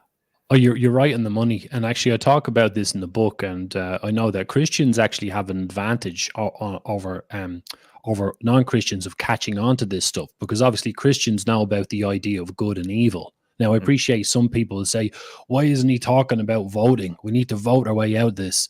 You know, this is what happens in Irish X spaces and stuff. You know, people say, why is he going into the occult stuff and all? Well, I'm like, well, it's part of the picture, and it can be quite interesting, but there's obviously bigger forces at play here. But he undoubtedly was a Satanist in his mentality. So I just have to I have to kind of, and many researchers have kind of covered this. I didn't go into it that much for reasons I can kind of get into, but certain researchers have gone over this ground, definitely.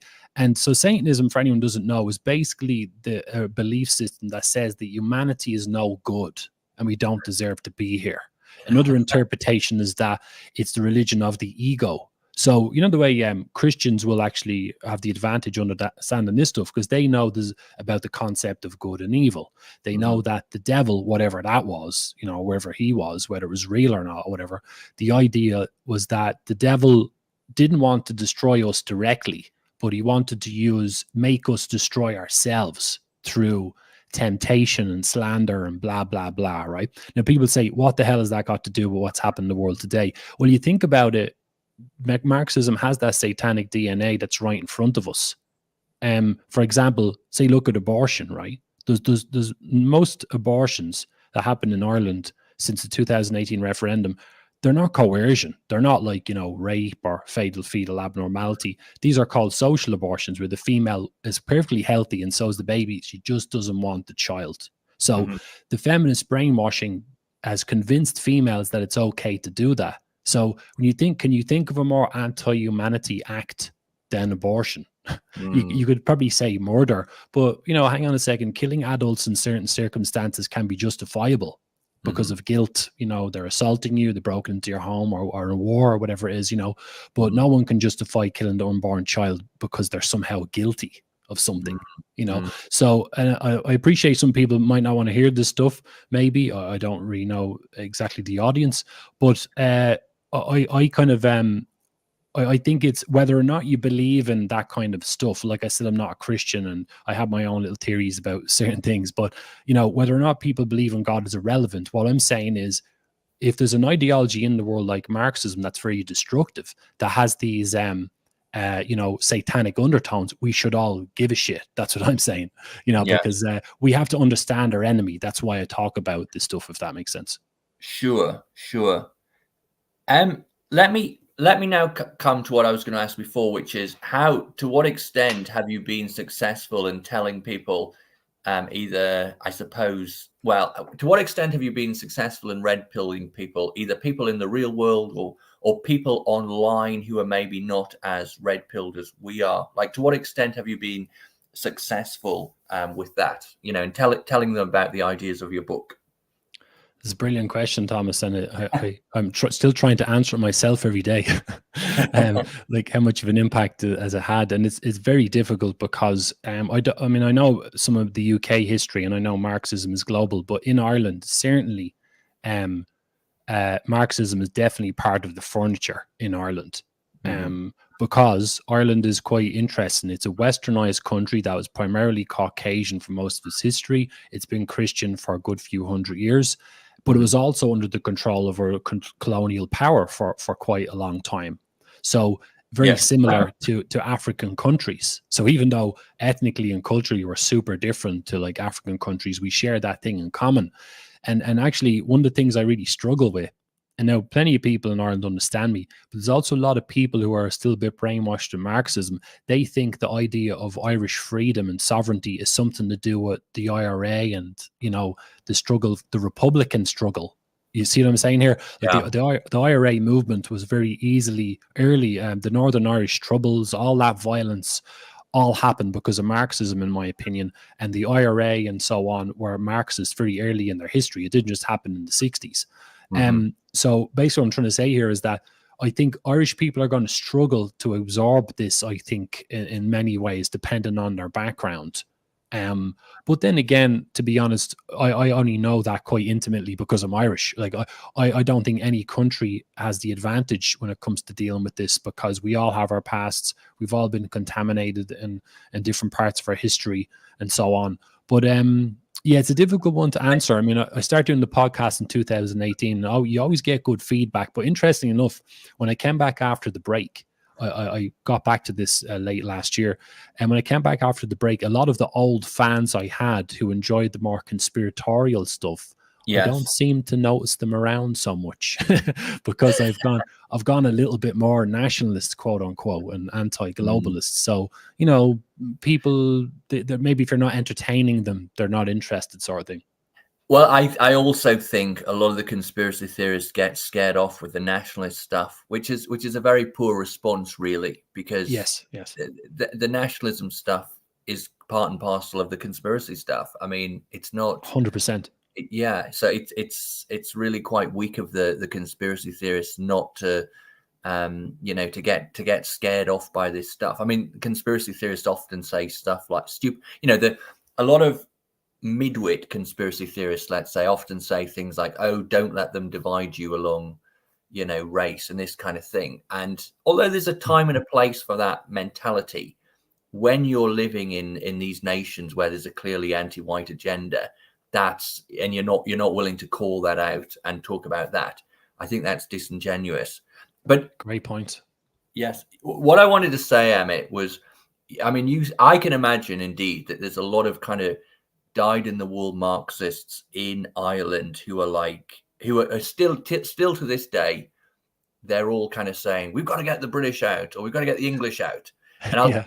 the reason I know that is because we've got the exact same problem in Britain, whereby all the kind of socialists from the 60s and the 70s, and my God, there was a lot of them, they're still, like, when an election comes around, they're still talking about, like the left. They think the left is like economic, it's like socialism, and then you've got the conservatives who they're stealing all the money, and so we've still got, floods of people in England who they're thinking in the kind of politics from 30 years ago, and because they're dyed-in-the-wool socialists, they're still like, oh my God, if the conservatives get into power, they're going to start, children will start dying because they won't have enough to eat.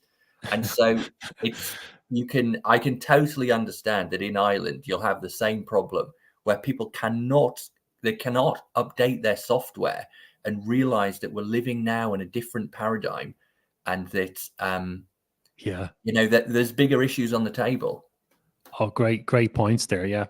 Is my audio still coming through? Just checking. Oh, yes, it's fine. It's fine. Great. No worries.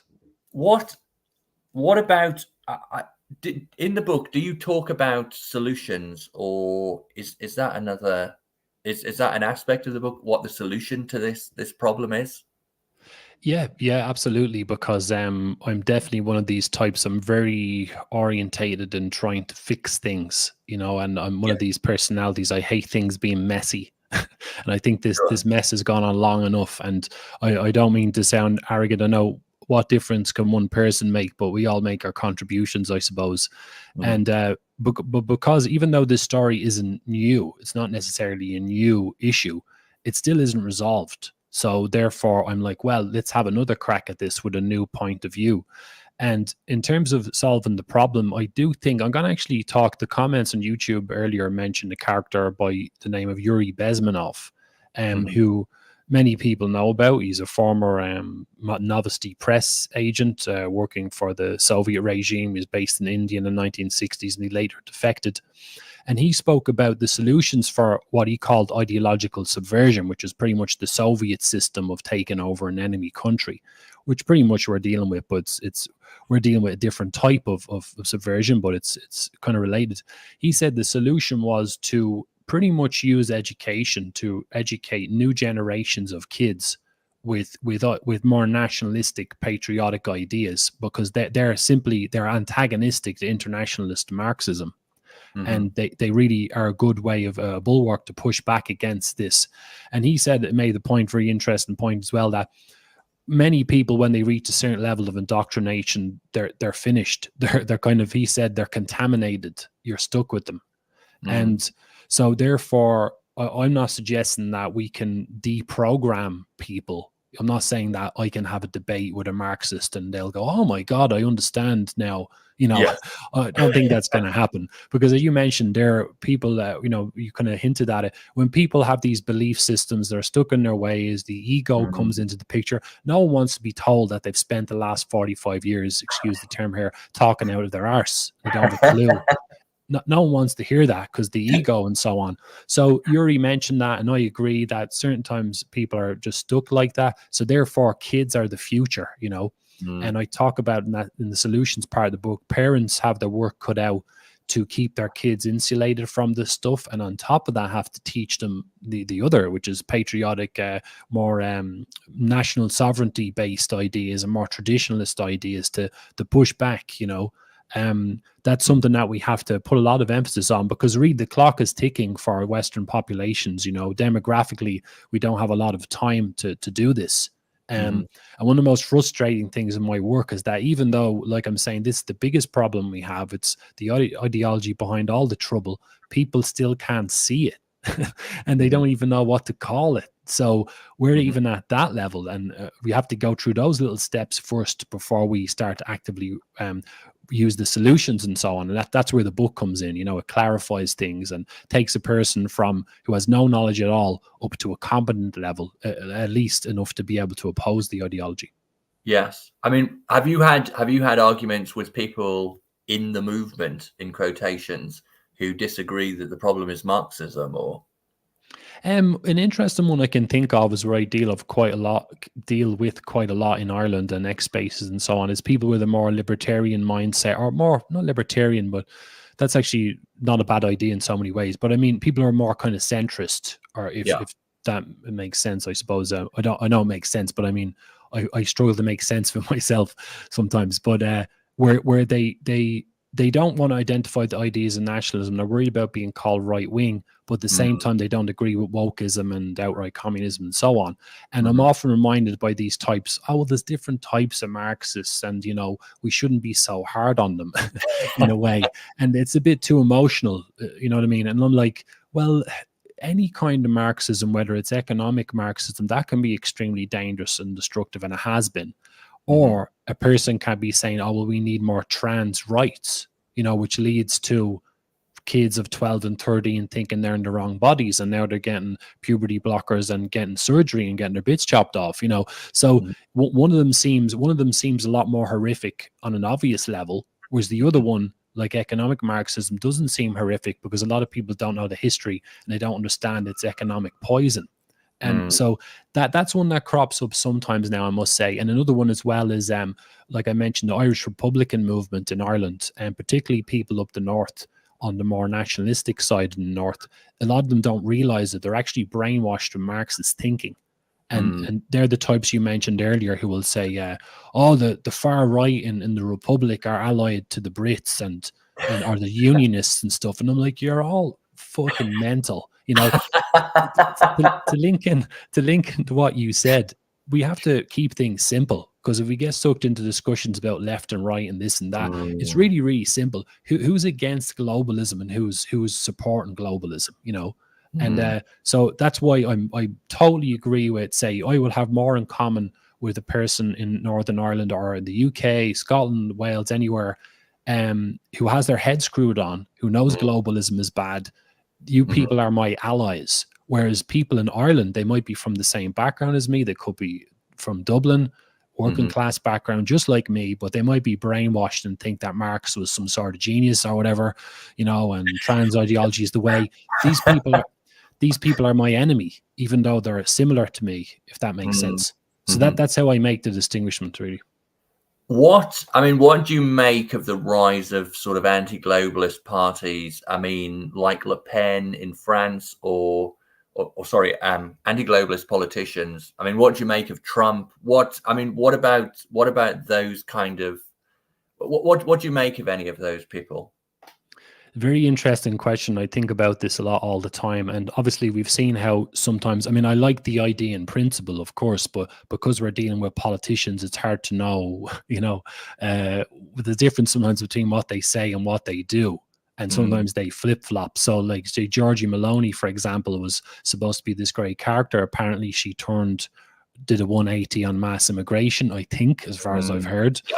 Say Geert Wilders in Holland, he seemed to be all against mass immigration and talked about Islam. I think he's gone and turned on something, and people called him out on that. And he's very pro-Zionist. Right, yeah, and so it's really hard to know. I always, when dealing with political figures, because I think we all want the savior, and we like to have, well, maybe we don't all want the savior, but we like the idea of a savior at least. Some big character comes along who's going to fix things, on some level. But obviously, we have to reserve our judgment and see whether or not they actually produce results. It's also interesting as well to see through the fog of war. So you look in the States for a minute. From what I know of Trump and from what he said and his attitude and all, he seems to be a pretty decent guy from what I know. But I've never met the man. And obviously, I would trust the Americans, the level-headed Americans, I would trust more than me to know whether or not he's done anything good over there. Another part of me goes, well, a massive portion of the population is behind him, so that maybe that counts for something. On the other hand, he seems to represent the more patriotic option, And Biden, as we know, is linked in with the Democratic Party, which is, obviously not all the Marxists are in the Democratic Party, but it certainly is a Marxist group with, Bernie Sanders, AOC, Kamala Harris or whatever. The establishment is clearly swung to the ultra left on many issues, and obviously Biden's got connections with the Chinese Communist Party. So I've heard arguments back and forth. It's hard to know who to really trust, but I actually think the elections later in the year will be very interested to see what happens. I actually think, though, and I know I'm going to a tangent here, but I think America is headed for civil war at this point, because things have gotten so bad there. As for characters in other countries, Ireland has a kind of a building nationalistic movement as well, with some few parties in there, but they don't have enough personnel or strength to make a big impact just now. It is building, but obviously I think we don't have all the time in the world. So hopefully they can find a way of making an alliance, which is a hot topic at the moment. Mm-hmm, mm-hmm. Listen, Ahmet, we've probably got about half an hour left.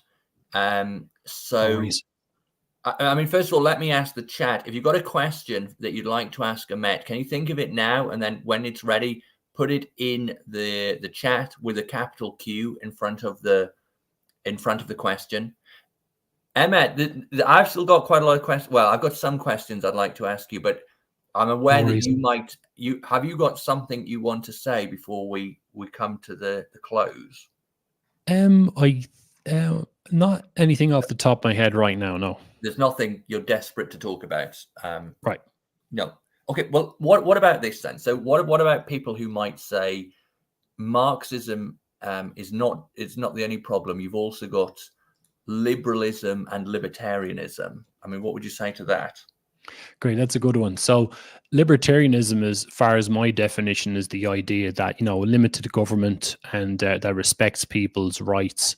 That's one concept. And then liberalism then can be a bit confusing for some people, because, for example, in the States and even elsewhere, people call what they call Marxism liberalism, which causes some of the problems. And there's a bit of a crossover there, because liberalism, as I talk about in the book, Marxism is very good at attached itself to the concept of liberalism, and people think it's about individual rights, because liberalism was supposed to be about that originally, and then they come up with the new term neoliberalism. And I say this is it's quite problematic, because again, if Marxism is causing the problem in the background, which is what I'm arguing, and there's different terms going around, it's not laying blame where it should be laid, and the ideology continues to work away in the background. So I understand why. I suppose I'm trying to reason. Maybe this is a question to your question, but I'm trying to. Why would people, do you think, would they say those things are bad, kind of thing? If that makes sense. Well, I'd say liberalism is bad because it sort of takes away rules and conventions. And in my analogy, what I'd say is that, first of all, if a country becomes liberal, it becomes very weak. And then I see Marxism as like the virus, which is then sent in to the country, which sort of then defeats, breaks down. I see Marxism as the virus which attacks a country, but liberalism as a sort of, liberalism as an ideology which weakens a country and makes someone susceptible to the virus. Interesting. Because when there's high levels of decadence and there aren't any rules, all that kind of hierarchical structure starts to disappear. And if you've got a country with a really strong country with a great hierarchical structure, it can sort of just say no to Marxism, I think. But when that's sort of eroded away, you're then left, Marxism is then sort of free to spring up and run its course. That's one school of thought. Great point. It's an interesting one, because obviously, if people are too absorbed with themselves, there's no sense of duty to the community. They refuse to identify as a group. So imagine everyone in Ireland turned around and said, well, I know mass immigration is causing all these problems, but I don't give a shit because I'm still earning my money. and I'm comfortable and I've got my family here and it's all good. That group is undoubtedly going to be wiped out of their own country.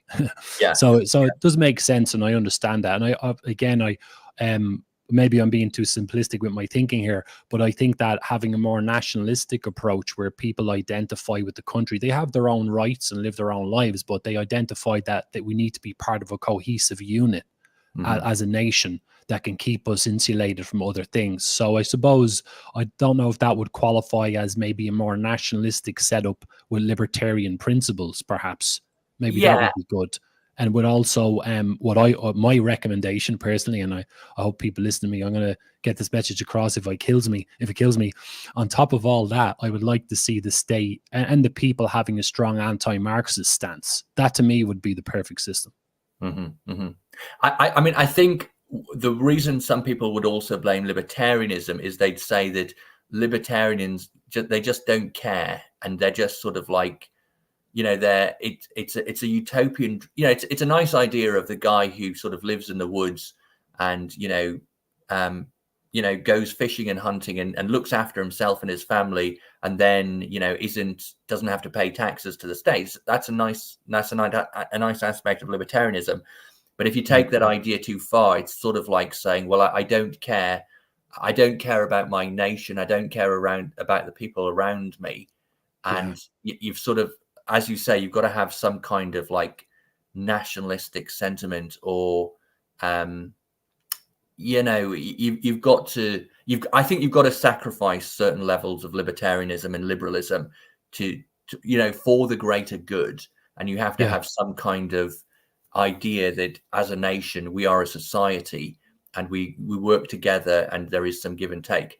But that sounds good to me. And that's why I personally, I understand people with libertarian views, because I think people often think in terms of anti-globalism, what they're seeing is the encroachment of rights from the government. That's the bit they see, and they want to call themselves libertarians. And I think that's pretty good, but I don't think it's good enough to create that strength for the reasons you said. And on top of that, being libertarian is not anti-Marxist enough for me. So that's why I wouldn't identify with that personally. Sure. Before we go on to this question from Dual Citizen, and by the way, Saints and Scholars had a question earlier. So if you want to put that again, Saints and Scholars, if you put that question back in, and we'll have time to answer it now. But just before we move on to this question from Dual Citizen, Emmett, there will be people in the chat, and especially when this goes on to Odyssey later on, they'll want you to say the problem isn't Marxism, it's something else, and it begins with J. So do you want to... You don't have to be explicit about this, but if you want to touch on this issue, I mean, what would you have to say to that? Absolutely. This is a great, I'm glad this came up. This is a great question. This is a big problem, I think. And I just want to put my cards on the table here. I have studied into that quite deeply. And when I study into things, I'm like a pit bull when I get my teeth into something.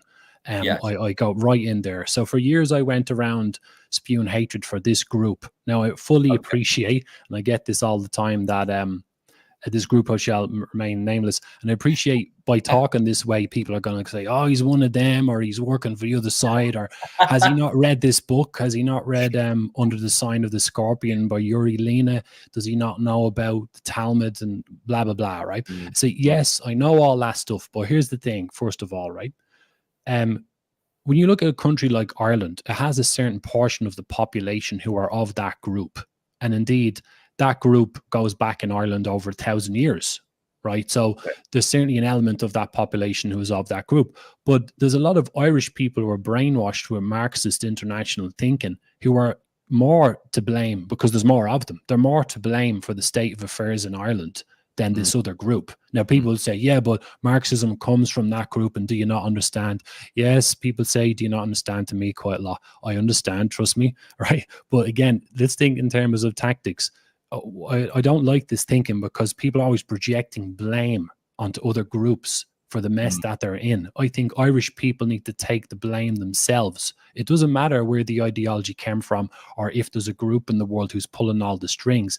As I come back to it, if you have a strong nationalistic mindset in your country and you identify with your, in the case of Ireland, you can identify your ethnic group and your culture and so on, and you take responsibility for your own affairs, and you look around you at all the people who are Irish, who aren't in this this magical tribe we're talking about. If you look all around you at Irish people who are brainwashed, who are at least not hostile towards Marxism, they're part of the blame. So that's why I think we should have a new approach here. And I deal with people all the time talking about that issue. I understand that issue very well. I'm not denying that within that group, they have a disproportionate amount of, forgive my language here, revolutionary goofballs, right? who a friend of mine uses that word. I like that word. Who are they're crazy, and they have this inflated sense of ego, and they think they have the right to tell the rest of us how to live, and they also think that they're chosen a little bit, right? And so I get all that, but still, it's not going to help us to keep projecting blame. That's my first reason. The second reason is that though they do have that problem within their group, when we look at the population of people within that group in the world, they're not all the same, right? You'll get some who are against Israel, some who are for Israel. You'll get some who are secular, some who are religious, some who are orthodox, tribalists, you know, and so on. There's different mindsets within them, and judging them, this is actually a test of our character. I think that we like to project blame and blame someone else for the situation we're in, and we also like to say that everyone within that group is all the same, but they're not the same. And actually, the saying as well, before I pass the mic over, there's a saying, a bit of knowledge is a dangerous thing. So the kind of people who say that quite a lot, they've got a certain amount of knowledge on that subject, but they don't know about the different various splits. They don't know about the Sabbatean Frankists. They don't know about the different ethnic components to it, and then all the way back to the Garden of Eden. And I wasn't there myself, so I don't really know what happened, you know. So it's a big complex issue, but I basically don't. I hope this is making sense, and I don't advocate that we keep banging that drum, because it doesn't help us. Because the problem within our countries is people around us who are brainwashed. Sure. Listen, I totally agree with the idea that we have to blame people who are, you know, that we have to blame the normies who are brainwashed, because they've had ample amount of time to wake up to this stuff, and they're very tone deaf. Let's go to this question from Dual Citizen. I presume your guest is aware of Dr. Andrew Joyce and his work. If that is indeed the case, is he able to shed any light on the rumors surrounding Dr. Joyce's alleged demise? Emmett, do you know anything about this or not? You might not. Andrew Joyce. I had to my shame, I had to wiki that name to see if I recognized them. It'll probably come back to me in a moment, but if I knew a bit of the background, it might ring a few bells, but not off the top of my head, no. Andrew Joyce was an academic who, you know, I think he had a position as an academic at some university. He came onto the dissident right scene in about 2017, something like this.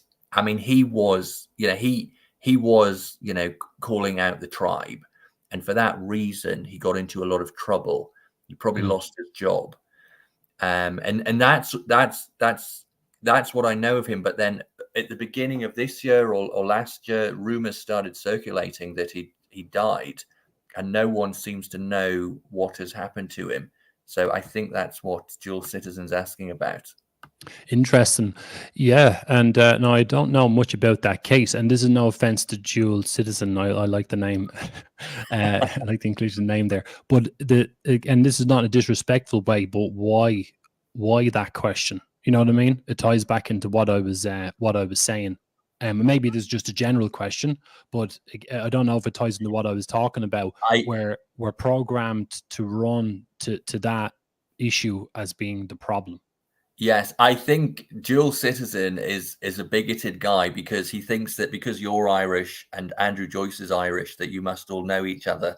So I want to apologize for the bigotry of my audience today.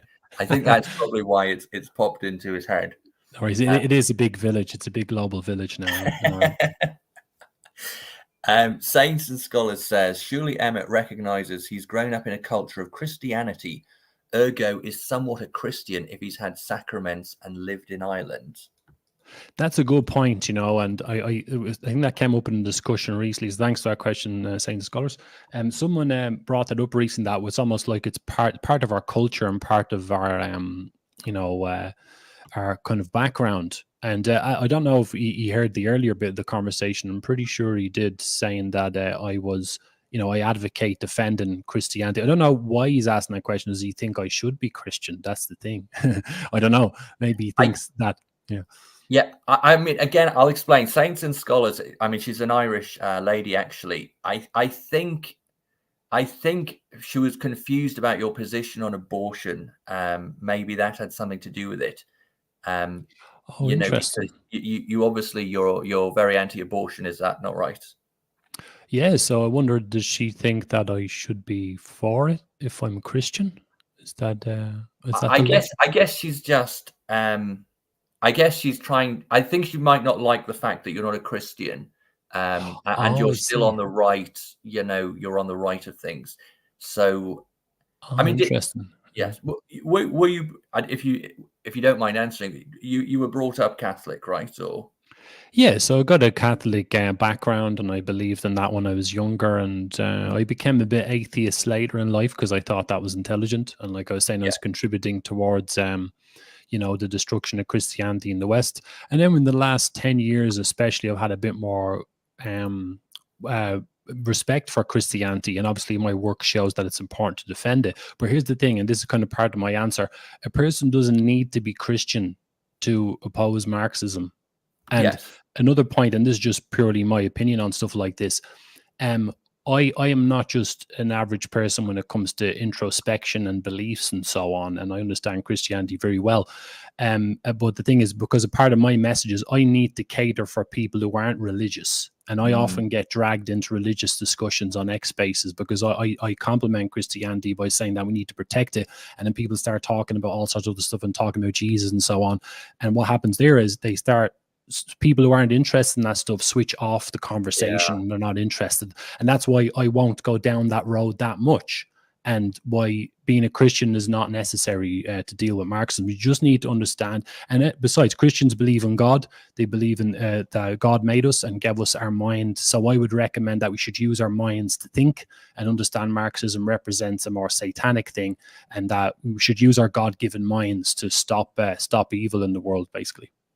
yeah. And I know exactly the point you're making there, and I agree with it, because if you if you were a Christian and you started banging that drum as well, you're losing, potential audience who are scared off by that stuff. So Yeah. it's good to have a mixture of, Christians and non-Christians in the sort of right wing, because otherwise, yeah, as you say, it will put off certain normies. Can I Jules, just add one yeah, tiny point to what you said? And I think it's really important because you made a great point there. That I think Marxism is going to force us. It brings out the worst in humanity, obviously, as we've seen. It brings out the absolute worst in humanity, and it's proven that many times. But it's also going to force us to be the best of humanity on the other side to combat this. And we're mm, going to have to put our own personal opinions aside, right? So, mm, for example, if I'm a non-Christian, I need obviously I'm a bit different, but I mean the average non-Christian needs to understand why they should defend Christianity and not let it destroy it, while also not being a Christian. They're going to have to learn to do that, which is going to be an emotional challenge for them. And just to use what Saints and Scholars said, now I don't mean to be disrespectful, but imagine Saints and Scholars look down on me slightly because I'm not Christian and they mm, refuse to work with me. I'm not saying they want to do that, but imagine they did. They failed the test. They failed the sure. test, and they're creating a split. And there is a little bit of that going on in Ireland already. There's splits, and there's definitely that Catholic split. And I think that's another hurdle people need to get over. Put their own opinions aside slightly. Mm. I mean, just to be clear, so far as I don't know Saints and Scholars that well, but I'm sure she's not that kind of judgmental Christian. Um, Absolutely, absolutely. Yeah. so yes, but I agree as well. I mean, I'm sort of an advocate for Christianity as well, without wanting to be a Christian. So so I understand that. But anyway, Dual Citizen just says, I raised the question for Mr. Connor because Dr. Joyce also covered Marxism extensively. All right, Dual Citizen, I understand. I was just making a bit of a joke when you in regards to your question. So I wonder if he ran into trouble because maybe it depends, because if he covered Marxism extensively, if he laid a lot of the blame towards that tribe, I can understand why he would get a lot of I'm not justifying anything that happened to him. I'm just saying that I can understand why he would have drawn a lot of heat. Interestingly, that's part of one of the many reasons why I refused to go down that road, if indeed that's what he did. Yes, I think he did, and I think he was very brave, but that could have been his undoing. I mean, I don't know that it's got anything to do with his death, but obviously he did. I think he lost his job, and it got him into a lot of trouble for what he was talking about. I also agree with what you're saying, that from a tactical point of view, talking too much about that stuff can it's just like a suicide mission, and so you're not really helping anyone in the long run. You have to go easy on the ouzo with that topic. Although that said, you know what? I think one of the good things about the period of time we're in now is there's a lot of people in the distant right who do know how to, they understand the topic and they know how to go easy on it and not go to ridiculous extremes, which gets everyone in a load of trouble. Yeah, absolutely. Yeah. And isn't it interesting that the whole, and to add, I don't know if this contradicts what we were just talking about, but the whole oppressor versus oppressed concept within Marxism, that I think is what's causing all the trouble, and which triggers off the brainwashing. Where have we heard that concept before? That a group is oppressed. You know what I mean? So the DNA is certainly there. But again, and my final point on that is, let's not be Marxian in our thinking, that we are victims and that some other group is oppressing us. Let's stand up and take responsibility ourselves for the level of consciousness and awareness in our own countries without projecting the blame onto someone else. And sorry, my final point is that there are people in Ireland who identify as being part of that religious ethnic group or whatever it is, who are pretty much on the ball about a lot of things, and I wouldn't want to make them seem like the enemy when they don't deserve it, if that makes sense. Yeah, sure. That makes sense. Saints and Scholars says, I know, just wondering how one can claim not to be a Christian, don't have any opposing views to you. So, okay, Saints and Scholars, that's great. Interesting. Just find it strange when Irish people say I'm not Christian. I think she's just surprised that you're a right-wing Irish person and you're not a Christian. Interesting. Well, so basically it's a compliment. So she's saying I'm interesting. So thanks for that. But by the way, as well, and like, as I've already laid out my my respect for Christianity, Ireland wasn't always Christian, and there's a big history with Ireland going back into the past. So that's an interesting point for me and Saints and Scholars to talk about. That someone can be full-blooded Irish without being Christian at all, while also respecting Christianity, if that makes sense. Yes, absolutely. I've been talking about this issue recently. In fact, I'm just looking at my notes here. There was a few things we could go back to. I mean, you didn't talk to us at all about the EU and how that was actually another manifestation of Marxism. Do you want to talk a bit about that? Yeah, absolutely. I think this is a very interesting subject, and because obviously you can see the European Union is turning into this mental hellhole, and people are already wondering why. So we had a man who infamous now as Count. Let me try and get his name right here. I always imagine his passport, Count Richard Nicholas Egeru von Coudenhove Kalergi, right? Was like the front man of the pan-European movement in the 1920s. And yes, he did have some interactions with some very, very well-to-do tribe players and so on back in the day from the tribe. But he became the front man of this movement, and it was gathering a bit of momentum. Then obviously you had the rise of Hitler and so on. Germany kicked off World War II. And it was after that point then they got back to business. So once the German regime was taken out and World War II stopped and everything, they put the UN together, they could go back to business of forming the globalist system.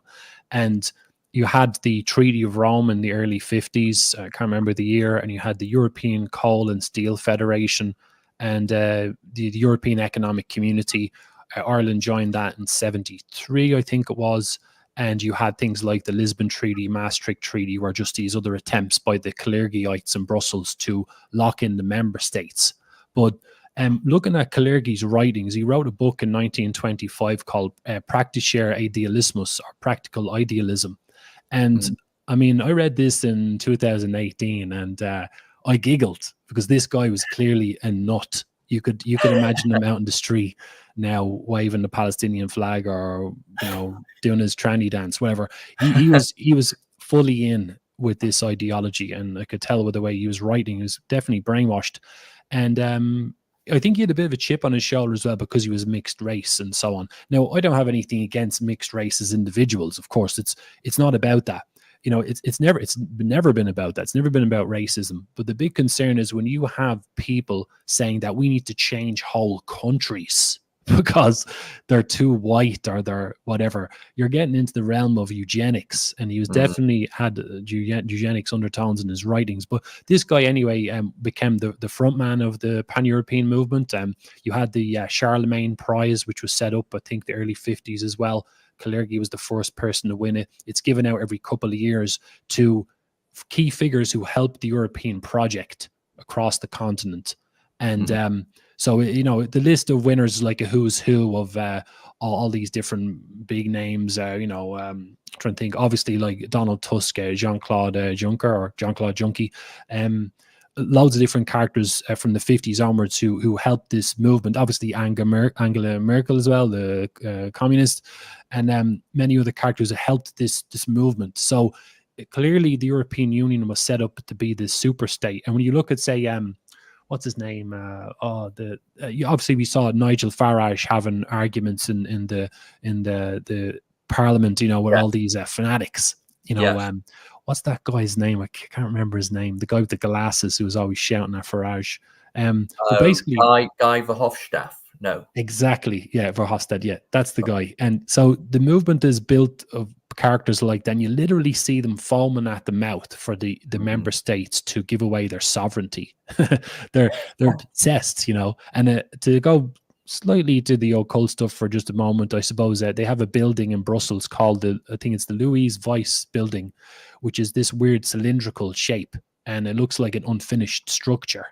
Many researchers have pointed out that it looks suspiciously like the Tower of Babel, in the Bible. So it's like they're pretty much staying with the building that they want to defy God, which is more revolutionary arrogance, if you ask me.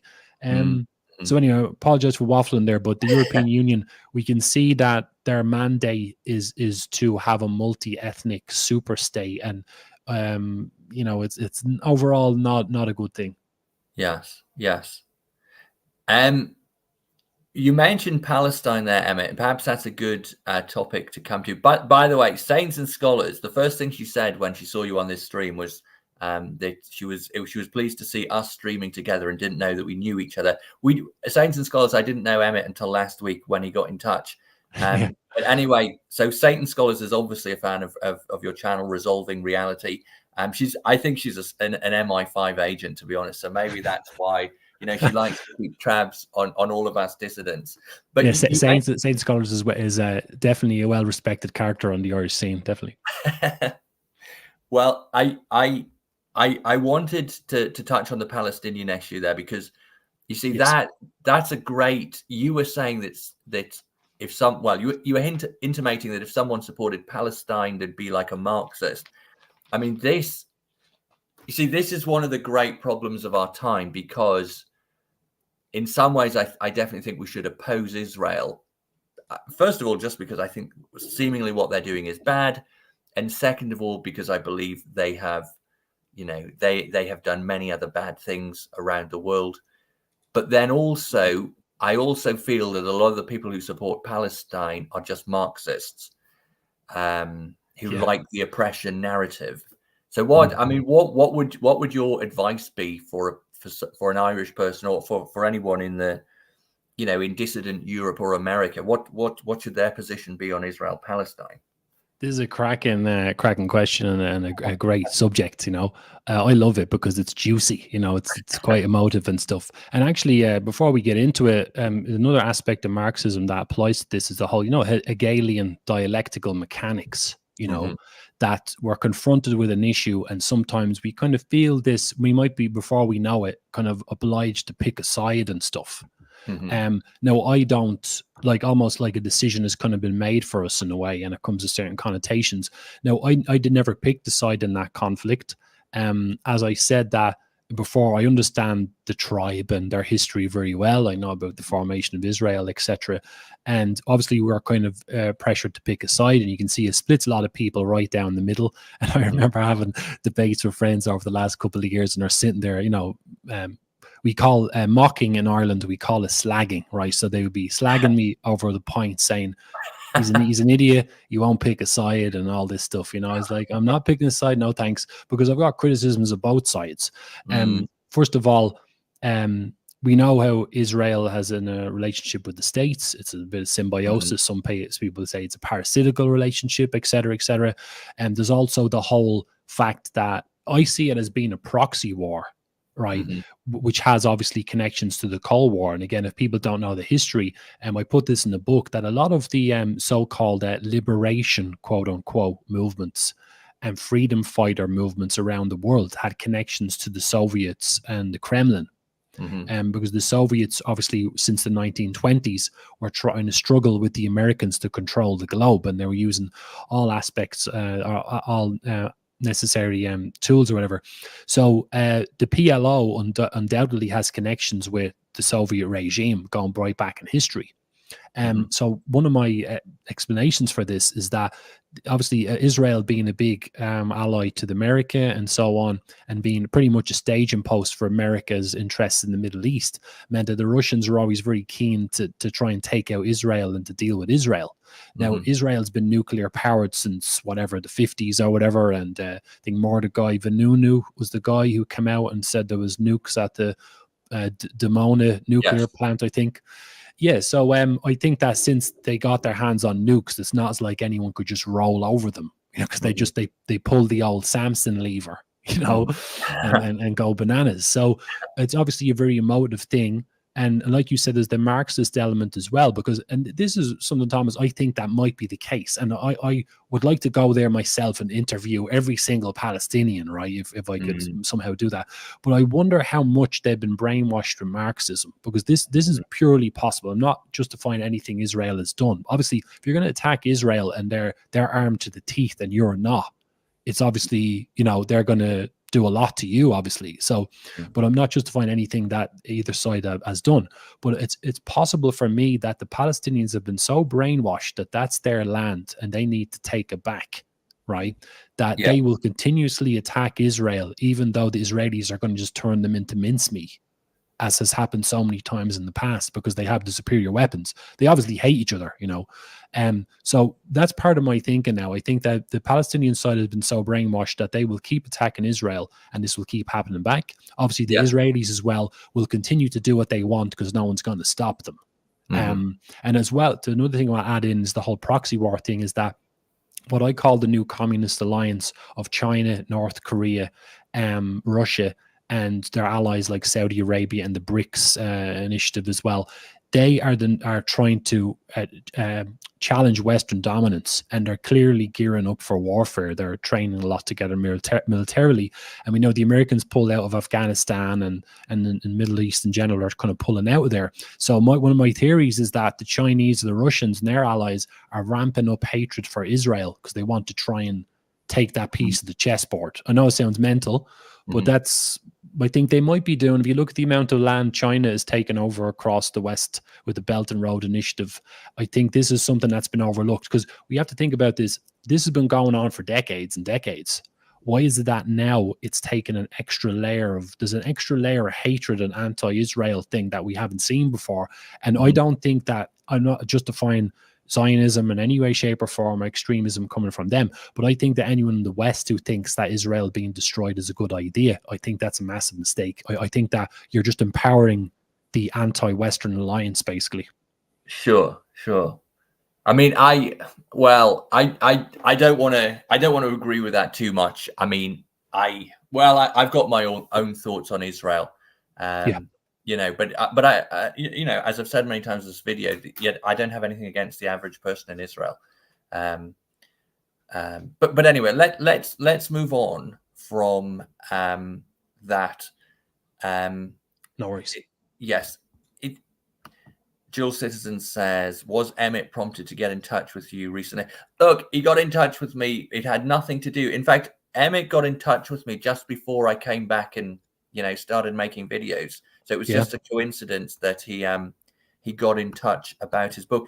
Emmett, do you want to tell people where they can get your book, or do you want to direct them to your website or to any other social media links? No worries, we'll do it. And before I forget, I just want to say on that point that I don't know if I was part of the reason why you came back early, but I really appreciate it because it's been great and you've been a great host, and I really appreciate the airtime, obviously, on this issue. Yes, but you're very welcome. No worries. Thanks for that. So where people can find it, the best way is to go. The book is available in many different sources. I suppose if someone's in Ireland or the UK, it's best to go straight to the publisher, I'm guessing. But a lot of people are ordering from Amazon as well. But if they go to my website, resolvingor.com, so as in or for Romeo, resolvingor.com, there's a page there on the book specifically. It's got a rundown of the book and the images, and also all the different places they can buy it. So it's available from Omnia Veritas, which is the publisher, or Amazon and a bunch of other places as well. And obviously all my links for YouTube and X and stuff are all on the website. Sure. Well, I've put the link to Emmett's website. I've put it there a couple more times in the chat. I've tried to promote it in the chat whilst we've been going. But if you just click on that link, it'll take you through to the website, and then he's got some pages about the book, and some about there's some stuff about the Red Pandemic. And then there's stuff about, what it's about, etc., etc. So I would advise you all to do that. And I'd advise you all to go to Resolving Reality YouTube channel as well. So that's that. What about, what's your Twitter handle, Emmett? Oh, it's at Resolving Or is the Twitter handle. Oh, okay. So if you just at Resolving Or, at Resolving R, sorry. Yes, that's the one. Yeah, sorry, it's the accent. It's the accent. At Resolving R. So that's Emmett's Twitter handle. Well, Emmett, before we wrap up, is there any final things you'd like to add? Yeah, it's been great, Thomas. And I suppose the final thing is, I think this is primarily a psychological issue, and I'm predicting that I'm going to be banging this drum a while for people to kind of get me. And the thing is, obviously the book has all the answers, but I understand busy lifestyles and so on. Reading a book, people might find it a bit, but people won't understand till they read the book, basically. But I do firmly believe that we're not going to get out of this mess and stop this globalist thing from destroying our countries until we educate ourselves about Marxism. And that's the most important thing I could say, really.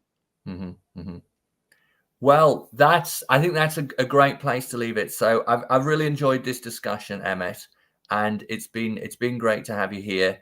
And let me thank everyone in the chat. Thanks for your comments and your questions, and thanks for tuning in. It's been good to have you all with us.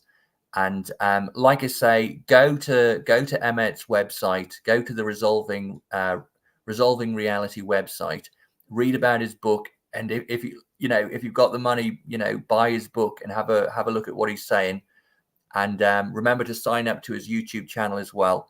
So thanks very much, kids. Thanks for tuning in. I'll be back tomorrow. Tomorrow probably at 4:30, a bit early because the England match is on tomorrow night. So it might be as early as 4:30 tomorrow. We'll continue with our next video in the series, which is about the protocols. So we'll do that tomorrow, something like 4:30. So I hope you'll all tune in then. And for the meantime, let me just say thanks very much, Emma. It's been a great conversation. So, thanks for coming on.